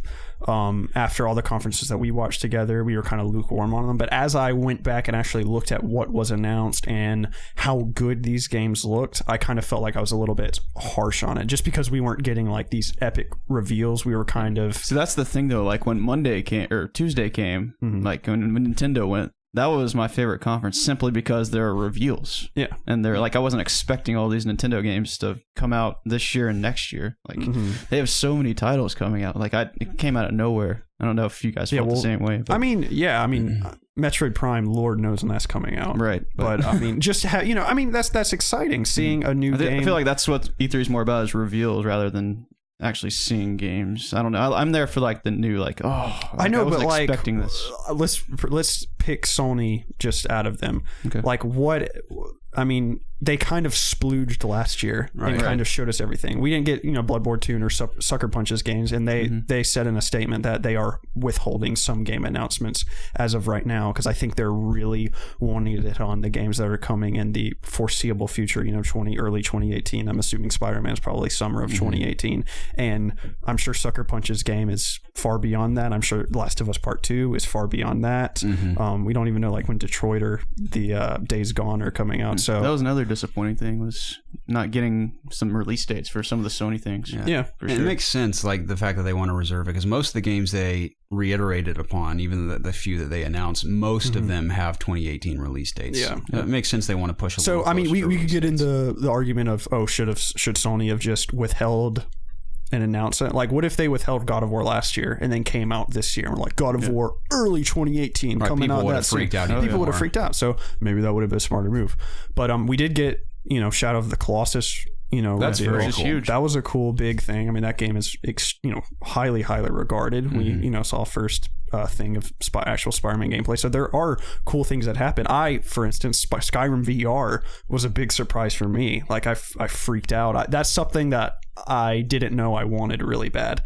So that was a good surprise for me. I just feel like Skyrim's being beaten to death. See, everywhere. I've seen that a lot, and people are hating it so much. But is it really? Kinda. It's. Skyrim last came year out got the definitive edition. Okay. VR for, I guess it was Vive. That's it. And then no, it didn't come out. It never came out to Vive. Then we got all the Link stuff in the Switch version. I just feel like we're hearing about it all the time. How's that being? It's being. I mean, it's an old game. I know, but it's a highly. I mean, Game Informer said it's the #1 RPG of all time. It's an extremely highly regarded game. Yeah, I'm just personally like, I'm not here attacking you guys. I'm just saying. Shout out to Carl. I think it was Carlos on Discord who posted that meme of Bethesda milking Skyrim, like the Skyrim cow. Yeah. The funniest thing. But the thing is that's. I mean, they obviously have a very. Everybody knows Skyrim. A lot of people, like mainstream fans, like. They're like, when's Skyrim 2 coming out? Like, they look at Skyrim as it's its own game. They don't even know it's like lineage with the Elder Scrolls series. So like a lot of people's first Elder Scrolls game was Skyrim. So that's why they're putting it on all these platforms and stuff, because it sells well, it does well. It's coming to new consoles. Like they up-resed it to PS4, because if you're not playing on PC or on Xbox One, the only way you'd be able to play it is on those things. They're putting it handheld on Switch, which is cool in itself. Bethesda's really into VR. They're putting Doom and Fallout 4 and Skyrim on VR. So they're putting it on things and that current systems and new pieces of technology that we didn't have back at the time. I can assure you that Bethesda isn't just like, all right, guys, let's put everything on hold. Everything's on hold. We're not developing anything else. We're not looking into the Elder Scrolls 6. We're not making any of these these 3 new projects we're working on. We're putting all hands on deck on porting Skyrim to the Switch and VR. That is probably a small. It might not even be Bethesda Game Studios doing that. They've already announced that they're working on the Elder Scrolls 6, and for us to not expect it anytime soon, they're working on a giant freemium game. Like, they are doing stuff. I feel like people just had this mindset that every time a Skyrim comes out, they're just not caring about anything else coming out, preceding that. Just to be clear, I don't think any of that. No, I know you don't. I'm just seeing a ton of that on Facebook and stuff. Like, just like, stop doing Skyrim. We want Elder Scrolls 6. We want Elder Scrolls 6. Mm-hmm. Yeah, I think they know that. Right. Like, clearly they know that. And, you know, you Google Elder Scrolls 6, Elder Scrolls 6, and Todd Howard has made a comment about it. Pete Hines this year has made a comment about it. Like, you can just Google it and you can find that stuff. I don't think they're beating it too much, and it all comes back to, like we talk about with DLC prices and all that stuff. I mean, don't buy it. Nobody's forcing you to buy Skyrim 4 times. Yeah, I will have bought it 3 times with VR coming out. Yeah, I think the main reason people felt disappointed with the entire show was at each individual conference there are either things people were definitely hoping for or very much expecting to be there. For example, EA, all of us were hoping to see a little more from Visceral Star Wars game, or Respawn, who didn't get that. Microsoft, I was hoping to see a little Halo, which one of their developers or director or something said Halo will have a presence. There was nothing Halo there. Well, there was Halo 2 Wars 2 is getting a 4K. I guess that's the only thing. I guess that's hard, because I wasn't even, because it was a 343 guy that said that, and Halo Wars 2 was in 343, so that's why I was confused. Well, maybe, but I mean, they did say Halo 6 wasn't going to be there. Right, which is fine. But when someone from 343 says there will be a little Halo there, I guess it just means Halo in general. Like, whatever, okay. But Microsoft, which we'll talk a little bit more in a little bit, because literally no one's talking about the One X. I don't think. I haven't heard anyone talk about it. I don't think it's looking good. I don't know. But anyway, Microsoft was whatever. But then Bethesda. Anyway, I technically got what I wanted from Bethesda. We got Wolfenstein 2, even Wolfenstein 2. I mean, it looks cool, but I may or may not play it. But Wolfenstein 2 was what I was mostly hoping for. I don't remember anything else. I think we were hoping that maybe Bethesda Game Studios would announce or tease something, or because they're talking about those 2 other big games they're working on in addition to Elder Scrolls 6. I can't say that either, but so we were hoping to see a tease of something from that. We didn't get that, and then Ubisoft. Well, we were hoping for Splinter Cell. We didn't get that. Whatever. I still thought Ubisoft got Beyond had a lot Good of and cool Evil stuff. 2, though. Yeah, that's cool.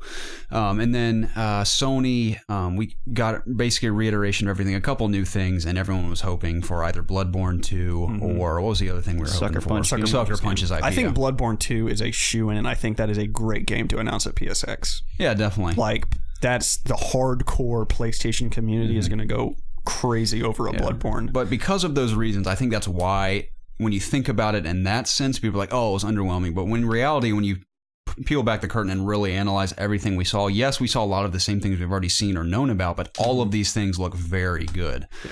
So, I mean, because I know we're looking at it through that lens, that despite a few disappointments, like, oh, we were hoping to see this or that, everything they have shown, we've seen more of. Like, for example, we got more than what I was hoping for out of Spider-Man, which is awesome. Got some more God of War, at least when it comes to Sony. So there was plenty that looks awesome. It's just, of course, there was a couple things missing that we could have hoped for, but there was still some great stuff there. Yeah. I mean, like Jacob said, I do like E3. Seeing these out of nowhere, like, curveballs, like, holy crap, like, this is crazy.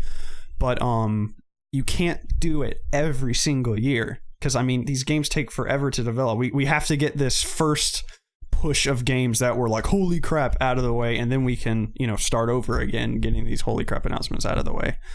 So like I already said, I think it was a pretty good E3. In terms of the Splinter Cell, I told you the Ubisoft dude said that they have not forgotten about Splinter Cell. So that is good. That's good to know. The Last of Us 2, in terms of Sony, Neil Druckmann commented on them not being there. I forgot the exact reason why, but it was along the lines of like, we wanted to give Lost Legacy their time to shine, and that makes total sense. I had a feeling it wasn't going to be. Yeah, I think we'll no doubt see more Last of Us at PSX. For sure. Absolutely.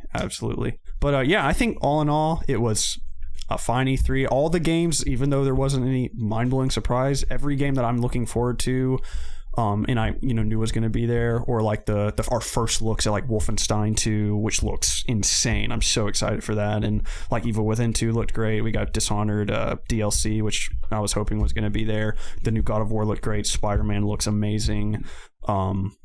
Can't really come off anything from Ubisoft. The Mario Rabbids games looks cool. Everything we knew was going to be there still looks great. Yeah. So in terms of looking at it like that, I think it was a very solid E3, and I'm having my post E3 mortem of not wanting to play anything. I know it's tough. I meant to mention also, speaking of Neil Druckmann, that for those that are on our Discord, I did post a picture with Neil Druckmann because I met him outside of. I saw him a few times, but. I met him outside of the South Hall one of the days. He was walking out with some lady. Did you stroke his beard? Oh, of course. I kissed him on the lips, dude. Oh, dang. But he walked out, and I saw him. I was like, oh, Neil. I was like, I'm sure you're headed somewhere, but I just want to let you know, like, my buddies and I are huge Naughty Dog fans. I'd love to grab a picture with you real quick, if you're willing. He's like, oh, yeah, sure, dude. So we took a picture, and someone was, like, yelling at him from afar that I guess he knew, and he was flicking off this guy the whole time we were taking a picture, which I thought was funny. He's like, oh, thanks so much, and he walked away. But it was just cool getting to meet the guy who directed Uncharted 4 and The Last of Us. And directing Last of Us 2 is the coolest thing ever. Also, he was another very small man. Oh, yeah? Yeah, but it was cool that he took the time to take a quick picture with me. So nice. Well, gentlemen, do you just want to really quick go through I think we said top 5 things that like are still in our brains, our favorites from E3? Absolutely. Cool. My 5 are, I know there were like the list of indies. You probably have some of those in your list, but I'm pretty much, I wasn't able to really look, and I wasn't actually looking for some of the smaller stuff, so all my stuff is coming from like AAA developers and stuff that stood out to me during the conferences or the post interviews that were like all the big stuff on like IGN and GameSpot and stuff. So I guess my first one is going to be A Way Out that EA revealed during Are you going the from EA play? Number 5 to number 1? I don't think we need Yes. do we need a particular order? Like, just I like doing it like that. okay. Well, mine are kind of just out of order. Yeah, I mean, my number 1 will be my favorite, which obviously I'm probably everybody knows. But I'll say A Way Out is sure my number 5. Game looks awesome. I love stealth games. My favorite mission in any stealth game ever is breaking out of prison. That's just always the coolest thing. I think it is really unique having the entire game in split screen, being able to see what your partner is doing. I think that will solve a lot of the problems in some co-op stealth games when like you're coordinating things together, being able to see from your partner's point of view, like to execute things like at the correct time and stuff.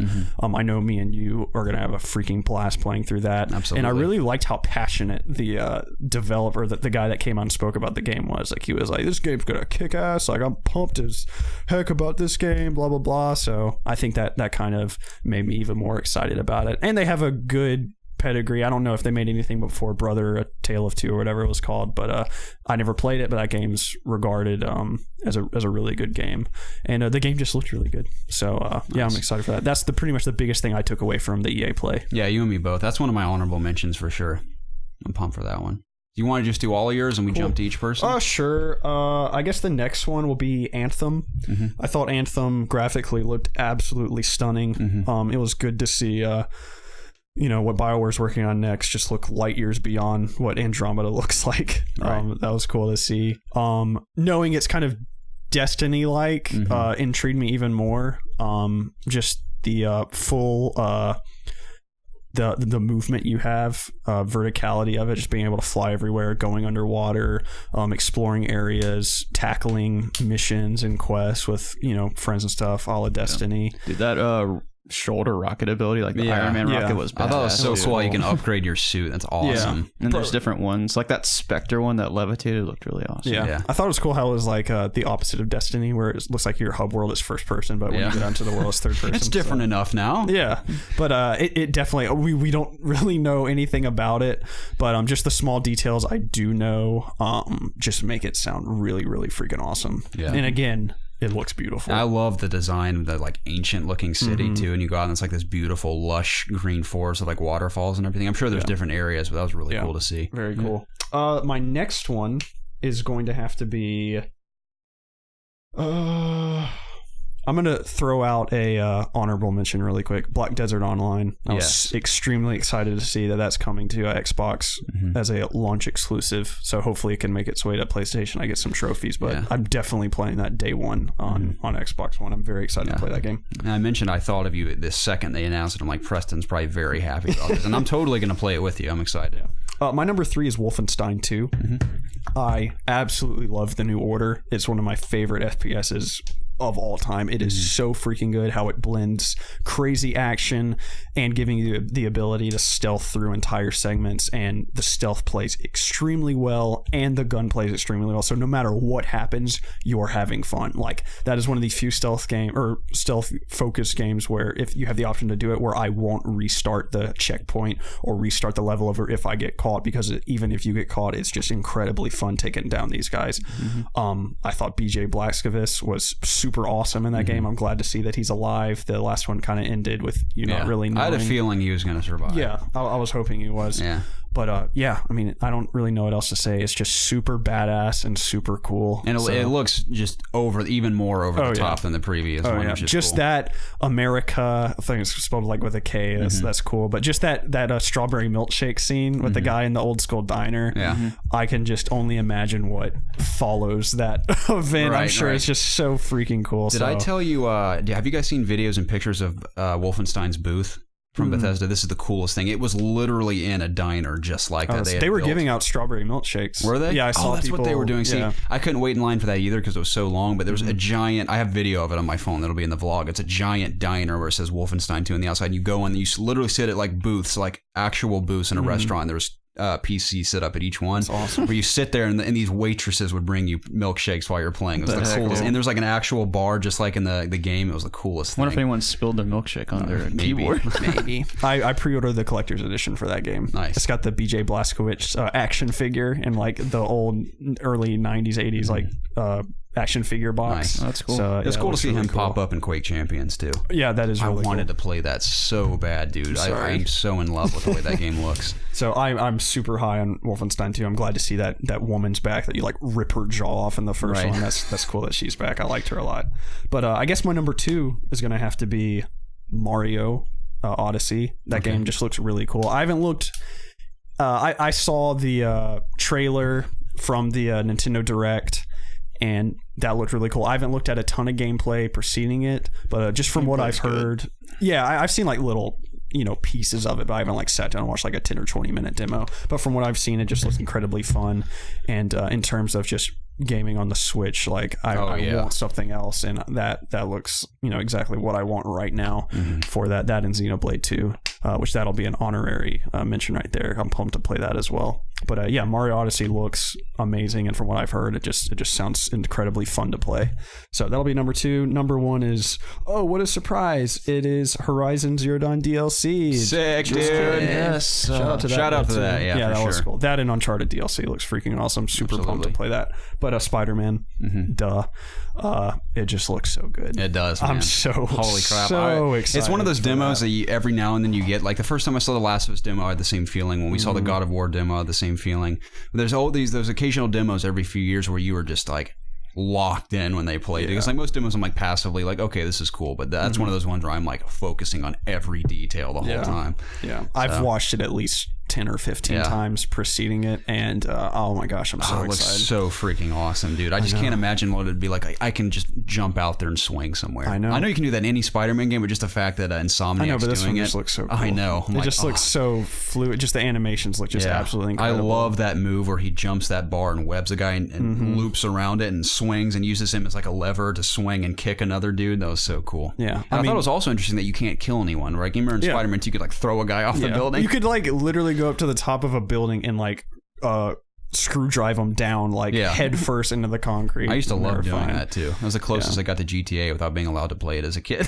Just killing guys in Spider-Man. Yeah, the combat looks freaking awesome. Yeah, obviously it's Arkham inspired, but I'm sure it looks like there's other things to do in terms of interacting with the environment, like throwing bricks, webbing them to different surfaces. I love that ability too, where he shoots that little grenade with the laser and someone passes and it webs them to the wall. So there are different gadgets and stuff. Apparently Peter works for he's like a scientist, right? So he's going to have access to different gadgets and stuff. So I'm sure there's going to be a lot of stuff that he can play with, a lot of ways to set up cool traps and stuff. Right. But just from the combat to the web slinging, I know there's tons of controversy on the quick time events.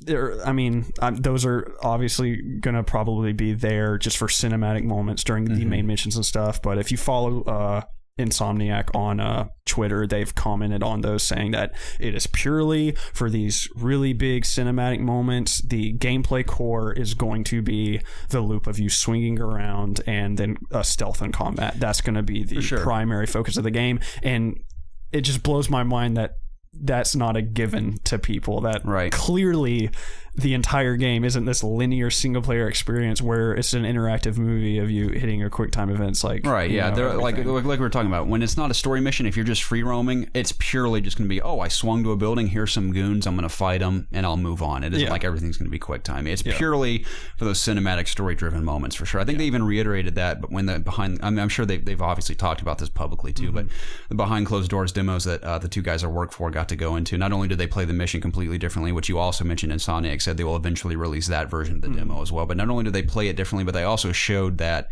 just because there's a quick time event doesn't mean you always have to engage in that. There's always different approaches you can take, which is interesting. And they said that it isn't always locked to those moments, and you can even F them up. Like if you don't, for example, hit it at the right time, of course you're going to screw it up and fail. But they said that they realized that people were kind of concerned about that. They said it is purely for those big story set piece moments for sure. Yeah. So, but they said the bulk of the game is just as you described, stealth, combat, swinging around, blah, blah, and blah. I mean, I heard a lot of people, their rebuttal to that being, well, Uncharted does these insane things and they leave you control. Right. That's a little bit different when you're like Drake running on the ground, climbing stuff. I mean, as opposed to you being Spider-Man flying through the air, running along a crane like that. I was trying to think like, how could they do this and keep it actual gameplay? And I couldn't come up with anything. So I think this is the way that they have to do it to have these like crazy cinematic moments. It'd be kind of similar. I mean, this is not even really much of a comparison, but how Drake has his hook that he uses in Uncharted 4. Like, let's say you're running up a crane and you have to jump at the right point and just hit triangle to shoot a web or something, or R2, whatever it might be, to shoot a web, and then you swing and kind of control where you swing. But even that, like with a crane falling, just seems like how on earth. But I don't know. But regardless, despite all that, the game looks incredibly beautiful. The gameplay looks so much fun, and I cannot get over. I know people complain about it, but you and I are giant fans of his suit. I think it looks so excited. Cool. And there will be alternate costumes, of course. And I think there's going to be like as long as I heard this correctly, it was from another guy's impressions after the Q&A they did behind the scenes, but there will be like they're like alternate costumes, but I think it's like you can also modify your suit as well. Like it kind of sounded like it was a armor system, but I don't want to say that because I could be wrong. But it kind of sounded like you can modify the suit as well, add things and take away things. Yeah, I'm keeping my fingers crossed for a Spider-Man Homecoming suit for sure. Yeah, just for fun. I'm sure there'll be. I mean, he already has the eyes basically. So, but the story intrigues me also as well. You're an older Spider-Man. You've been doing it for like 8 years. Yeah. You're 23. There are things that I'm assuming you will have to do as Peter Parker. They've been kind of like hush about it, but clearly you will. So that excites me. I like I didn't know who Mr. Negative was before this reveal, so that's exciting to see that there might be some more obscure villains that I don't really know about. I think Insomniac made a statement today saying that some villains won't even have their traditional origin stories. They might tweak them a little bit. So just knowing that they really have free reins to do whatever they want with this story, it makes me incredibly excited, because the last game that did that was Telltale's Batman, and that story ended up just being super fresh and cool, with them having their own take on these characters that have, for the most part, had the same origin story, the same background through every game or through every movie for the most part. So I hope that they mix things up, kind of like Telltale did with Batman. But that's pretty much all I have to say about Spider-Man. I'm just incredibly excited about it, and that game cannot come out soon enough. Yeah, absolutely. Now, and I'm very scared it's not going to hit 2018. Yeah, we'll see. If anything, if I had to predict right now what they're pushing for, is probably fall or holiday of 2018. Yeah, but hopefully it'll actually land then. Yeah, I hope so. Yeah, we can talk about all these games for hours, but unfortunately we're limited on time. I'm going to be very late to work. I'll be lucky if I don't lose my job, but honestly I'd rather do this anyway. And plus the job I'm doing isn't that luxurious anyway, so I can afford to lose it if I lose it. Was that your top 5? Yeah, you want to go next, Jacob? Sure. Like you said, I'll keep mine brief. I want to do something a little different for my 5th one. I'll just say like 2 announcements that really excited me. Was the Pokemon RPG coming to Switch. Just briefly, I was so disappointed when they had that little direct, the Pokemon Direct before E3 started, and I was just like this is it. They're announcing the Pokemon Switch RPG, and we just got like Ultra Sun and Moon. I was like, this is it, and it's not even coming to Switch. So I was like super disappointed after that. But when they announced this during the Nintendo show, I was like, Nintendo's show was awesome. Really, I know, it was very good. Then also the Kingdom Hearts 3 gameplay trailer we got before. It was at the Kingdom Hearts Orchestra thing they're doing, I think, in New York. I was originally supposed to go to the one in LA on that Sunday. Oh, really? I ended up having to go to something else. But originally I was going to get to go to it, which has been cool. Awesome. Kingdom Hearts has great music. They do, yeah. But we're going to get more. We're going to get a new world and a new trailer at D3. What is it called? I think it's called D23. Yeah. I think that's soon-ish. Right. I think it's like next month or something. Yeah. So I'm super excited for that. So I'll probably see some more Star Wars there too. What world are you thinking? Maybe like a classic Disney world? Are we thinking like maybe Star Wars or Avengers? You know, that's tough to say because there's so many things they can do. They own so many properties. Mm-hmm. I don't know. Well, that's a topic for another time. Yeah. But let's see. Was those your first two? I was just lumping that into one, I guess. So the first Pokemon one. Yeah. Okay. I'm not going to do these. Let's say, I was going to say, let's pray that the Pokemon RPG will be a spiritual successor to Pokemon Snap. That is probably the best thing that we can get on Switch, especially with those motion controls. You can actually control your camera. Right. Let's be honest. Is there a camera on the Switch? No, but I mean, like in the game, when you control your camera, you can physically move your arms, like moving a real camera to snap the picture. Yeah, so I'm glad you they actually feel like you're there. I'm glad they wear the wrist straps. I'm glad they squashed that bug saying it's a core RPG, because people would have speculated like, oh my god, it's a stadium. You think because it's on the Switch, it's going to be like maybe a 3D, like, you know? I certainly hope it is. I hope it's behind the back, like full on 3D Pokemon game. Yeah. And you like so much potential there, dude. I'm excited. Let's move on though. I was super excited after seeing the Call of Duty World War II gameplay. Not just the trailer, but actually watching like Ali. I follow him on YouTube, and the gameplay that he posted, like that game looks so awesome. It does. It looks brutal. You guys watch War Mode? Yeah. It looks very cool. Oh yeah, it's kind of like a Battlefield mode. What was that mode called in Battlefield 1? Operations. Yeah, similar to that, with a sort of a narrative behind it, and I love how it's offense versus defense. And I like even the simple building aspect, even though people are like, it looks like a Lego game. It's still cool to be like, oh, we have to build this bridge to progress. It's super cool, and like you have to have guys build like a turret to shoot the other guys to defend your teammates building the bridge. I think that's super cool. Right, really encourages a lot of teamwork there too. Gotcha.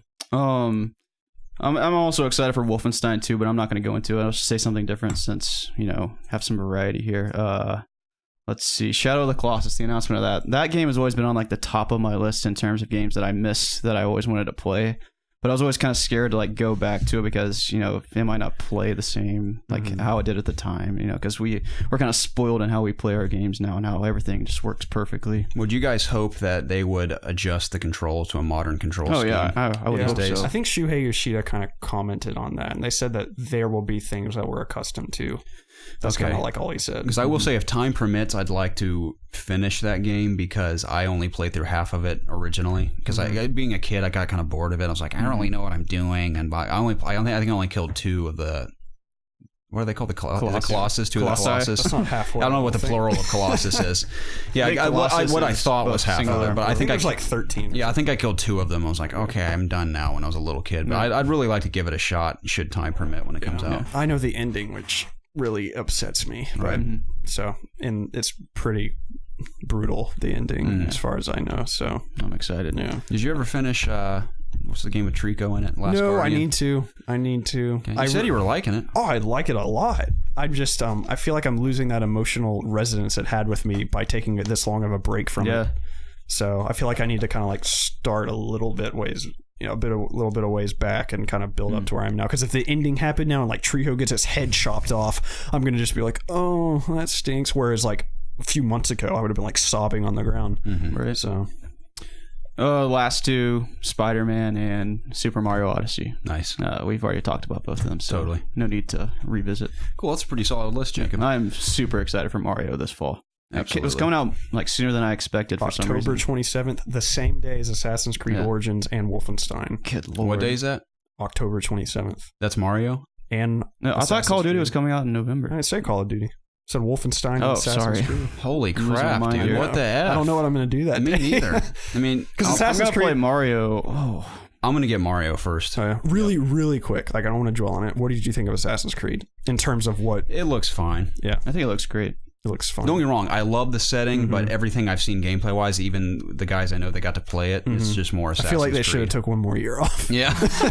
I will say the combat, even though they're making steps to make it a little more intense, how like, oh, if you get overwhelmed, you're basically screwed, and you have to level up, and you have to have certain pieces of gear and stuff to progress. I think it's cool like there's a gear system now, which it's funny, the UI looks exactly like Destiny, but you have to acquire new weapons and gear that are better than others and level them up to fight certain enemies effectively. I think that aspect is cool. It kind of gives it more depth and more RPG, like a little more RPG-ish, and it makes you really question whether or not you should engage certain characters, and really encourages, I should probably stealth my way through this part, or should I go in swords blazing? Even if like your hidden blade can't one hit some people if they're higher level. So even it'll affect your stealth. I like that aspect, and the world I think looks very cool, and I think that the protagonist is really cool too. Yeah, it just unfortunately has some of that Assassin's Creed jankiness to it. Like I saw a guy trying to go in a window and he climbed up the side of the building. It's funny. The guy I work with told one of the designers who was kind of walking him through the demo, he's like, I'm going to be honest with you, I'm going to try to break your demo. The guy's like, oh, good luck. I'm actually the one responsible for preventing that kind of stuff. And he said he intentionally ran in all kinds of different directions and climbing stuff as fast as possible. And he jumped off a building, and the second he hit the ground, the screen went black and they had to reset it. Really? Yeah, he broke the demo. My gosh. And he said next year he wants to make a video where he's going to go to as many demos as possible and try to break all of them.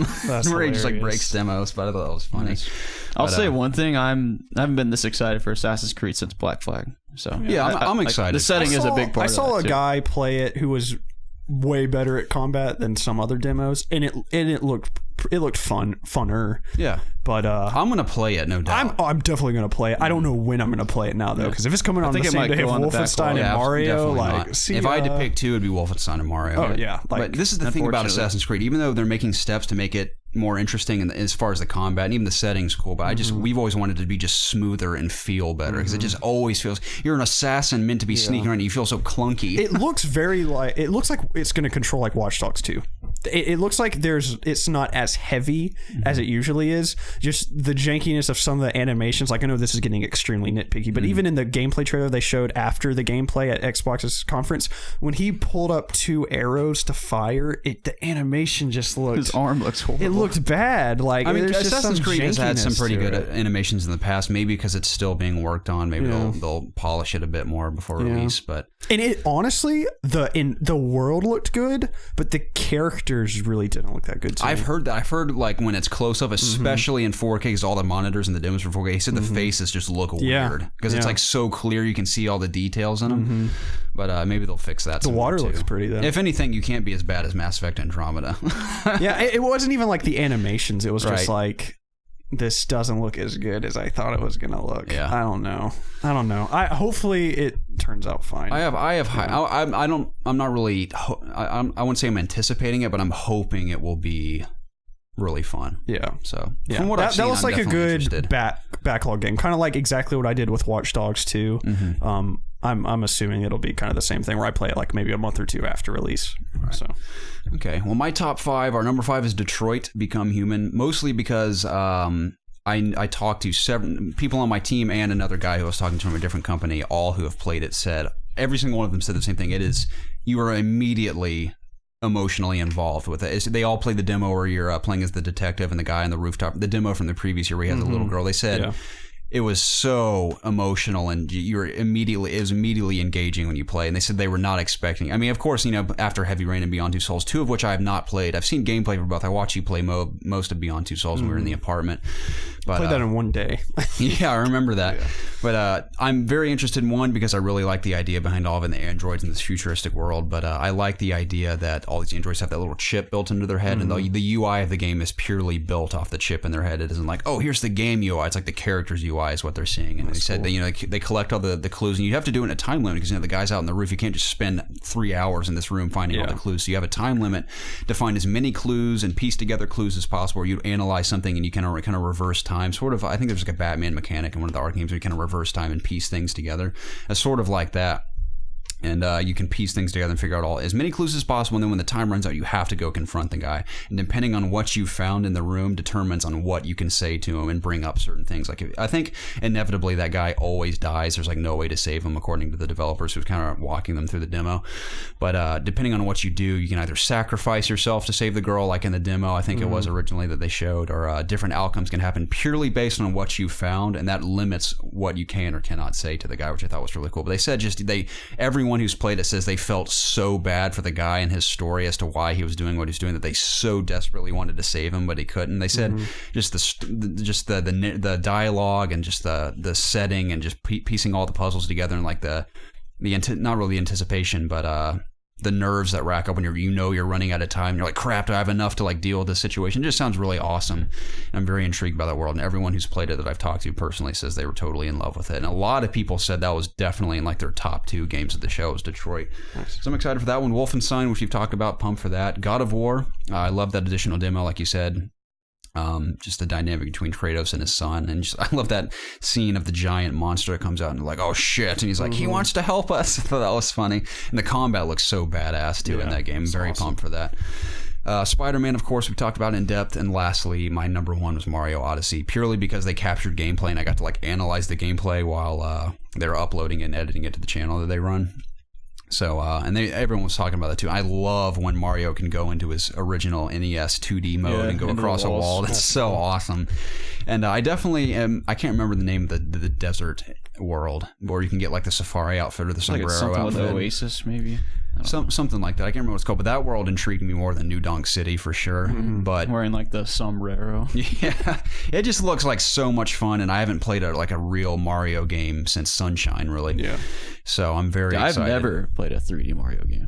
Yeah. Oh, wow. So I'm super excited. So, but I'm very pumped, and just to have it on Switch and take it on the go gets me so excited. So absolutely. That's my number 1. But sick. Sadly, I mean, again, we can talk about more E3 on Discord and throughout the week in comments and such, but unfortunately, we're limited on time. Like I said, I'm going to be very late to work. I may not have a job after today. We'll see. Oh, man. Let's hope so. We're going to jump to community questions because we didn't want to leave you guys hanging. We are playing a little bit of catch up here because obviously I was out of town and couldn't keep up with all the communication that was happening on Discord and other places where we all connect with you guys. But we appreciate you guys sticking it out, and we will be back on our normal schedule of videos and such as the week progresses. So we appreciate all the support. But Mr. Bojangles, Kyle from the Thought Patrol podcast says, hey guys, what do you think of the E3? Actually, before I continue, I meant to say this. I'm so sorry, everyone. If you want to send us community questions, just use the hashtag AskIOG in one of 3 places: on our Discord channel, our email at ItsObviousGaming@gmail.com, or on Twitter at obvious_game. You can send us questions in any of those places, and you can use the hashtag AskIOG to either have it read on the It's Obvious podcast, or our new show that we're still kind of developing is AskIOG. It's our show that's developed from a random style of questions that's completely fueled by community questions exclusively. So we encourage you guys to send us questions. We love hearing from you guys and getting your outlook on all things gaming. So please do so. And again, if you just want to talk and don't really care about having your questions read on the show, if you just want to have conversations with us, feel free to message us anytime. We'd love to talk to you guys regardless and play games with you, which we'll talk about at the end. But the first one comes from Mr. Bojangles. He says, hey guys, what do you think of the E3 event? I know they have opened its doors and allowed public access, but I've heard that they are gauging how popular the event is. What do you guys think the market would do without E3? If this year is the last year of E3, what would you guys do without it? Is it the last E3? No, he said if this were to be the last E3.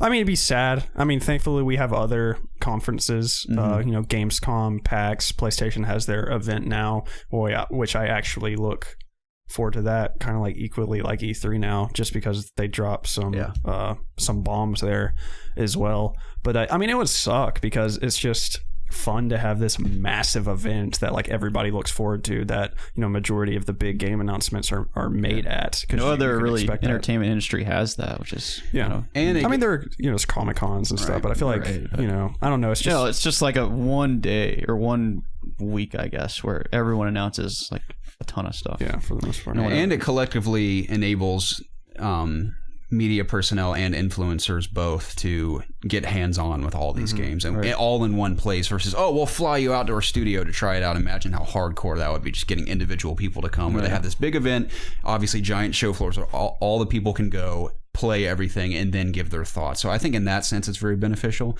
But I also have thought about this. I don't know if this is necessary or not.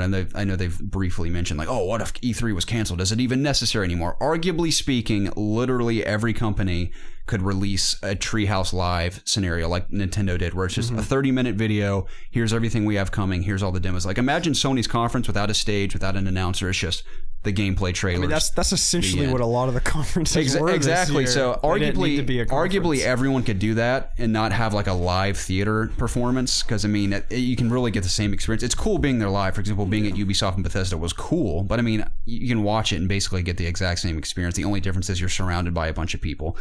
So they could arguably do that, and then just the only challenge is you'd still need the show floor for people to get hands on for everything. So I mean, if they were to eliminate anything, maybe just the live stage demos and stuff, and you could just do it all in a video, and then everyone could go to the show floor. Maybe you could do that. But another thing I thought of was, I wouldn't say this, like we said, we were satisfied with this year. We saw a lot of cool stuff, and I know a lot of people were disappointed, and a lot of people, Sony says we held off on a lot of things to hold off for either next year or later on. What if E3, instead of being every year, what if it was every 2 years? Then I feel like every 2 years you'd have huge announcements every 2 years. But even then, I feel like there hasn't been an E3, at least in a while in the last few years, where I'm like, literally everything we saw was boring and no one cares. I can't remember the last time there was an E3 like that, because there's always at least one thing from every developer, or not developer, but every company that we see. There's at least one thing we're like, oh, that looks really cool every year. But what if it was every 2 years? I don't know. I mean, I know the entire purpose of E3 is to present your shareholders like what exactly is coming out. So I don't know if that would mess up with that if they were doing it every 2 years. I feel like these games would be eventually announced at like these like for instance how Destiny 2 was kind of outed at these like financial meetings and stuff, because they're not announcing it at E3 that particular year. I mean, what if it has to be announced for like financial reasons? What if it's like outed due to that because there's no E3 conference to announce it at?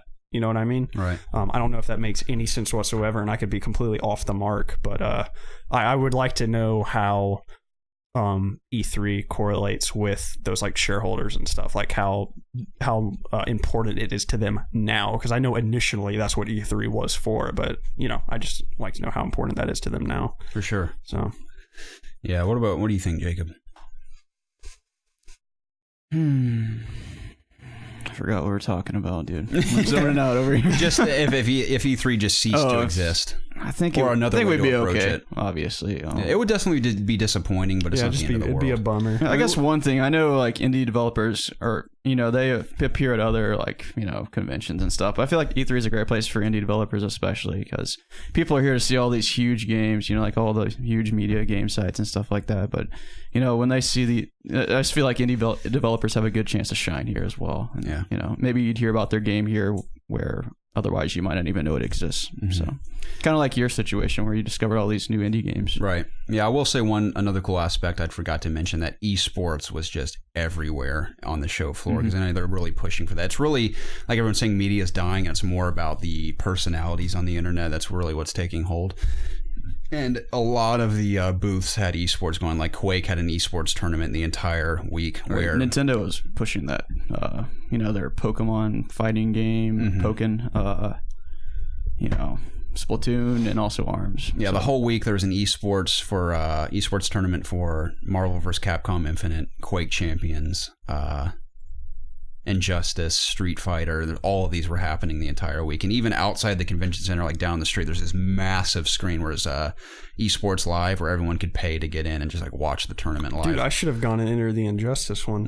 Yeah. There you go. Dude, I played an online match the first time I ever played. Yeah. I whooped the guy. Nice. I was terrible. I've only played one, but I got my ass kicked, so. Nice. Did you use a lot of combos? You just button mash? No, I don't remember. Okay, all I did was button mash. I played Robin, and I fought a Dr. What's his name? Dr. Fate? Okay, yeah. Yeah. So, yeah. Nice. He knows who I am now. Cool. Yeah. That's exciting. Next one comes from D. Smitty. He says, "What's up, fellas? E3 lived up to the hype for me. I know some of the community was hoping to see a little more from Sony, but I was blown away by their showcase. Anyways, I know Preston has some reservations about collector's editions he's not 100% sure he'll love, and Jacob says he's wary to pre-order certain games after being let down by No Man's Sky and Mafia 4. I guess 3. It's 3, right? 3, yeah. With that being said, I was wondering, What, if any, games shown at E3 do you guys plan on picking up the collector's editions for, or just pre-ordering the game in general? Already did Wolfenstein. So. Okay. He also says he loves the show. Thank you so much, D. Smitty. And he says, Garrett, I hope you enjoy your week and things aren't too hectic. Things were definitely hectic, but I had an absolute blast. Nice. Typically, I don't pre-order collector's editions. I just don't. I'll tell you this. If they have a collector's edition of Spider-Man, hell yeah, I'm picking that up. I don't care if it's like $800. Amen, depends what it is for me. Amen. I don't give a shit. Like, I would have done it for Destiny 2, but it was just like a satchel. I didn't really want that. Like, if it would have been like a Ghost like last time, I would have gotten it. They could give me a Kroger bag, like plastic bag with a Spider-Man sticker on it in the collector's edition. I'd probably buy it anyways. I typically pre-order games the day before. Yeah, so only if I hear like, oh, we're not going to have a lot of extra copies, because I will literally call GameStop. I'm like, hey, do you think I need to pre-order? And they're like, most of the time they're like, no, like most. It's I'm surprised they don't say yes. Yeah, most of the time it's some young kid that's like what I would be like when people would call. I'd be like, no, we have plenty of copies. But every now and then they'll be like, yeah, we hardly have any extra. It's probably in your best interest to pre-order. I'm like, okay, just in case, I'll get it. Like No Man's Sky is a prime example. Even though I wasn't ever let down with that. I know Jacob, you were, but No Man's Sky is an example where when I went to buy it on launch day, you could not find it anywhere. Yeah. It had sold out everywhere.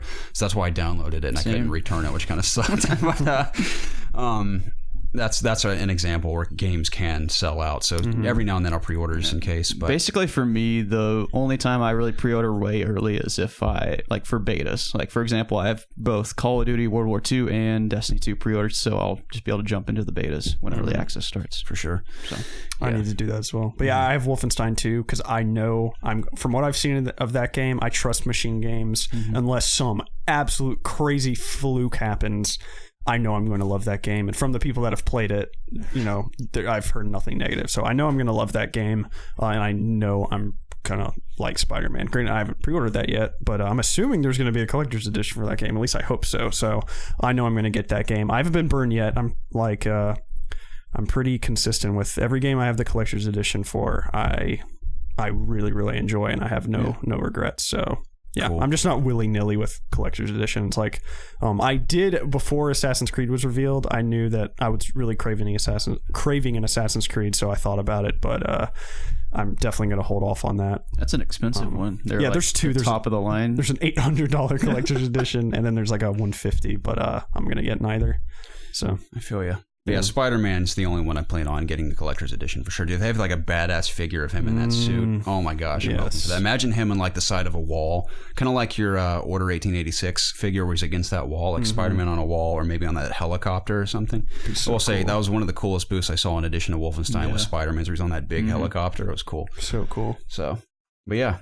That's the only. What about you, Jake? You plan on pre-ordering or collector's edition? Anything? Nah. Okay. At least not yet. Yeah. What about Mafia 4? No. Okay. I'm sure that was just a typo. It happens. Right. In contrast to D. Smitty, we have Mr. Dustifiable, who says, I was disappointed in parts of Sony's presentation at E3, and it leads me to question, particularly the fact that Bloodborne hasn't gotten a sequel yet. What video games deserve sequels but don't yet have them? How about movies? I feel like we've answered this before. Sequels that we know will inevitably come is Order 1886. I mean, that's a given, but even a guy I was working with was emailing a guy at Ready at Dawn about something else, whatever they had at the show floor. I can't remember what it was, but he was interviewing, and one of the last questions he had, just to throw him off guard, was, or when can we expect the sequel to The Order? And the guy, like sat there for a second and started smiling, and he's like, oh, I see you smiling. He's like, I know it's coming. He's like, what can you tell me? The guy's like, I can't say anything about anything about The Order. And he's like, okay. He's like, I know it. He's like, you got that twinkle in your eye, I can tell.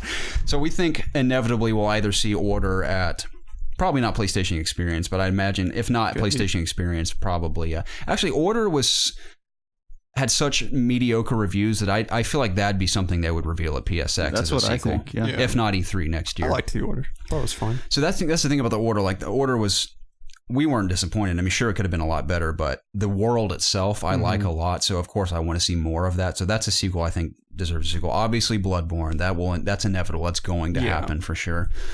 I could think of 1,000 things, but again, we're limited on time. Yeah, I can't really think through that right now. Even for movies, but there typically are sequels. Right. Like the things that, usually. I would have said Beyond Good and Evil 2, but whoop, here we go. Right. Skyrim 2. Right. I mean, obviously, I think the two biggest ones for me as far as Sony's concerned would be Bloodborne and The Order. Yeah. For sure. Anthem 2. Else. Of course, I'm waiting on Halo 6. I mean, that's inevitable. That is coming. Yeah. I think that's all I can think of. Yeah. Horizon definitely deserves a sequel. Oh, yeah. And we'll get that, definitely. We'll definitely be getting that, so. But yeah, Dust File, I'm sorry we can't think of anything off the top of our heads. One, I'm stressed because I'm going to be late to work, and two, my brain's not working. My brain's fried after this week. I'm still recovering. The next one comes from Mr. Rowan Cross himself. He says, "Hey guys, of all the platformers in gaming, which is your favorite? I recently beat Ori and the Blind Forest, and it is easily in my top 10 games of all time." Speaking of Ori and the Blind Forest, it's cool that we're getting a sequel. What's the title of the sequel again? It's like Ori and something of the Wisps. Yeah, and the Secret of the Wisps or something. Something like that. But all the guys I'm working with, most of them have played it, and all said that game is so freaking good. I mean, I knew it. I'd heard from a lot of people it was great, but I still haven't played it. But it's interesting to hear you say that as well, Rowan, because you're just one of many people I've heard now that have personally told me how great the game is. So I should probably get around to playing that, especially if there's a sequel coming. But my favorite platformer of all time, if not the most recent remaster of Ratchet & Clank, would be Spyro on PlayStation 1. Oh, wow. I told you, I love that. I mean, it may suck if a remaster ever comes. I don't know, but when I played it as a kid, I adored every minute of it. I'll say I'll be different. It's a 2D platformer. I was a big fan of Mark of the Ninja. Okay. Great game. I would like a sequel to that game. All Absolutely, right. I would. Okay, what about you, Jackson? I haven't played a whole lot of platformers in my life, but one that I always think about, like, when I'm thinking about nostalgic moments in my life, is the original Mario. Okay. I remember going to my grandma's house and just playing that all the freaking time, and that's a great game. One of the great games of all time, of course. Yeah, absolutely. It spawned basically everything we see these days. Basically. And the classic music is just always great. Yeah, dude. Sick, man. Platformers are wonderful. What do you guys think about that Lucky's Tale game coming to Xbox? Remember that one, the little fox? I've heard it's very just mediocre. Yeah, I heard it was. Because it was an Oculus title before this. One of the guys I work with said he got to play it a little bit and said it seems very caught in its own genre, where it's like feels like it has to be exactly what people expect from a 3D platformer. I think it looked very intriguing. I think it looked kind of cute. Yeah, I like the characters, and I like games like that. I didn't get to play it at all, but I don't know. It's cool to see that. Apparently, as of now, it's a $60 game too. Really? Yeah. Okay. All right. Maybe we'll have a 6-season pass for that game, man. New weapons and stuff. Lastly, Dexter Clark has a couple fun ones here. He says it's a 4-parter for you. He says, 1, what is the saddest game you've ever played? Saddest game? Yeah. Man. Saddest beginning, Last of Us. Yeah. Saddest ending, Red Dead Redemption. I'd have to agree. I'll just agree with you. But also badass for Red Dead. Yeah. Sad and badass. Technically, the ending is sad, but the epilogue is badass. From what I know from the ending, I would say Shadow of the Colossus is there. It's pretty sad. Another sad ending that isn't meant to be sad, it's meant to be happy, but made me cry, is the ending of Kingdom Hearts 2. Okay. It's the music, man. Music strikes certain chords, man. It will make me weep. So. That's a good one. What about you, Jacob? I can't really think of any. Like, I know I've had those moments. Sometimes it's hard to think about. Right. Let's move on. The ending of Halo 5, when I realized how stupid the story was. Why? It was pretty freaking sad. I was like, what is this crap? This non-canon fan fiction crap. the ending credits of Mario Kart 8 Deluxe get me. Really? So, it's over. It's really sad. It is sad. Next one is, what is the most interesting game you've ever played? Example, game with the best story, in other words. What? Just the most interesting game you played. I mean, he says, for an example, what's the most interesting story in a game you've ever played? Okay. Or just a game that's a little different that you thought was interesting. I will say shout out to Moonlighter, again, that indie game I played, because I've never played a game where... I mean, in my article I wrote, it's both familiar and fresh in the sense that it's a roguelike where you go through randomly generated dungeons, but you're also collecting loot to not just keep and sell, but sell it in your own shop and manage that. It's a whole different dynamic to the game, which I thought was cool. I guess just off the top of my head, I'm going to say Farpoint, just because it's interesting... just different experience than I've had probably ever, just in terms of the controller and it being in VR still new. And the story is a lot more interesting than I expected it to be. Yeah. I thought it was cool. We're very close to the end. We have parts 5 or 6 coming out of our I'm sure y'all are way farther than I am. Okay. I mean, I think we're pretty close to the end, but definitely some twists and turns in there. I sort of predicted, but at the same time was not expecting, which has been cool. Nice. Yep. What about you, Jacob? Let's see. Most interesting. Call of Duty Infinite Warfare's multiplayer, dude. Yeah, dude. That was a sad ending. Oh yeah, it was. That's another sad ending. But also so beautiful at the same time. I felt like a true hero. That one surprisingly got me. Yeah. Man, shout out to that campaign. It's so good. D. Smitty, I know we have in our Ask IOG log that is so old, but I know you mentioned how much you enjoyed Infinite Warfare, and we're so glad you did because we loved it too. Yeah. Going back to like most interesting stories, definitely The Last of Us. I mean, that game is incredible in every aspect, and its narrative storytelling. It's one of those games when it ends where you feel very somber. Yeah. You just feel like I don't really feel bad, but I feel just like a sense of loss. A weird feeling, yeah. It's amazing though. That's why I'm so excited for the sequel. I wonder if they'll pull something like that again. Like surely they can. Neil Druckmann, I trust, my friend. Yeah. I'm sure like they should have poked him for a few details when you had him. Yeah, I should give him a quick peck on the cheek and be like, what can you tell me? Give me the deets.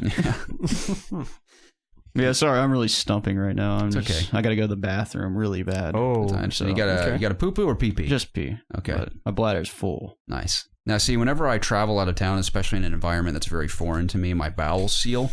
Ooh. And I know you can relate, Preston. So I dropped a few pellets here and there, like rabbit pellets during the week. But it's funny, right? When I walked in my door from getting home from out of town, of course, my body's like, oh, I'm home now. And I just unleashed everything. I'm still kind of getting back on my normal cycle. But excellent. I pooped like a small farm animal while I was in LA. Your wrath. Yeah. The next one is, what is the scariest game you've ever played? I'd have to say Resident Evil 7 VR. Yeah.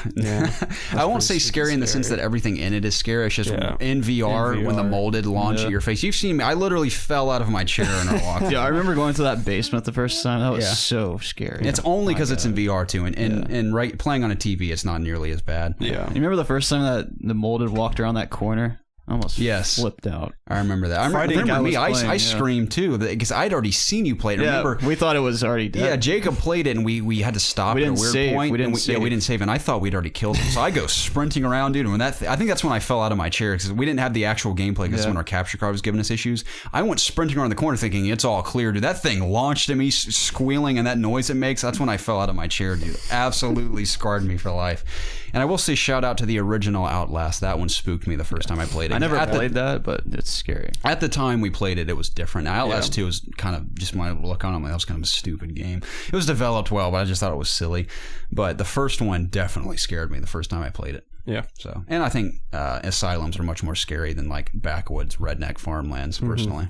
Silent Hill 2 will always stick with me though. I never played through it. I watched my uncle play through it, and as a kid, that game just, even looking at gameplay, just gives me weird, creepy feelings. So just the atmosphere of Silent Hill in that game, just going through the apartment buildings and the hospital, it just has the weirdest vibe to it that I do not like at all. Shout out to PT as well.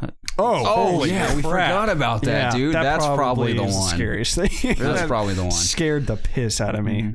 Yeah. I couldn't even play through it again because I knew that different things might happen and I couldn't do it. We can talk about this another time, but there are certain games that aren't even horror games with a couple moments that have scared me to death unintentionally before. I'll never forget when everyone was gathered around me watching me play BioShock Infinite. And we were filming you, waiting for you to get that jump scare towards the end with that horn guy. Scared. That was funny. The last one is, he says, and what is the most addicting game you've ever played? I'm going to say most recently, both Doom and Ratchet and Clank. I loved platinuming those games, dude. You have to play through them like 2 or 3 times, but it was so worth it. I'll say recently Persona 5. Okay. I mean, obviously, how many hours did you pour into it? Like 180? 180, yeah. That's insane. Yeah, I cannot stop playing. My most addicting is WoW, for sure. Okay. I lost years. Yeah. I'll say over social life. Over my length of, my time gaming, probably COD 4. Okay. Yes, and when it comes to shooters for me, Halo 3. Yeah. Definitely. There hasn't been a game that I've consistently played after even years have gone by.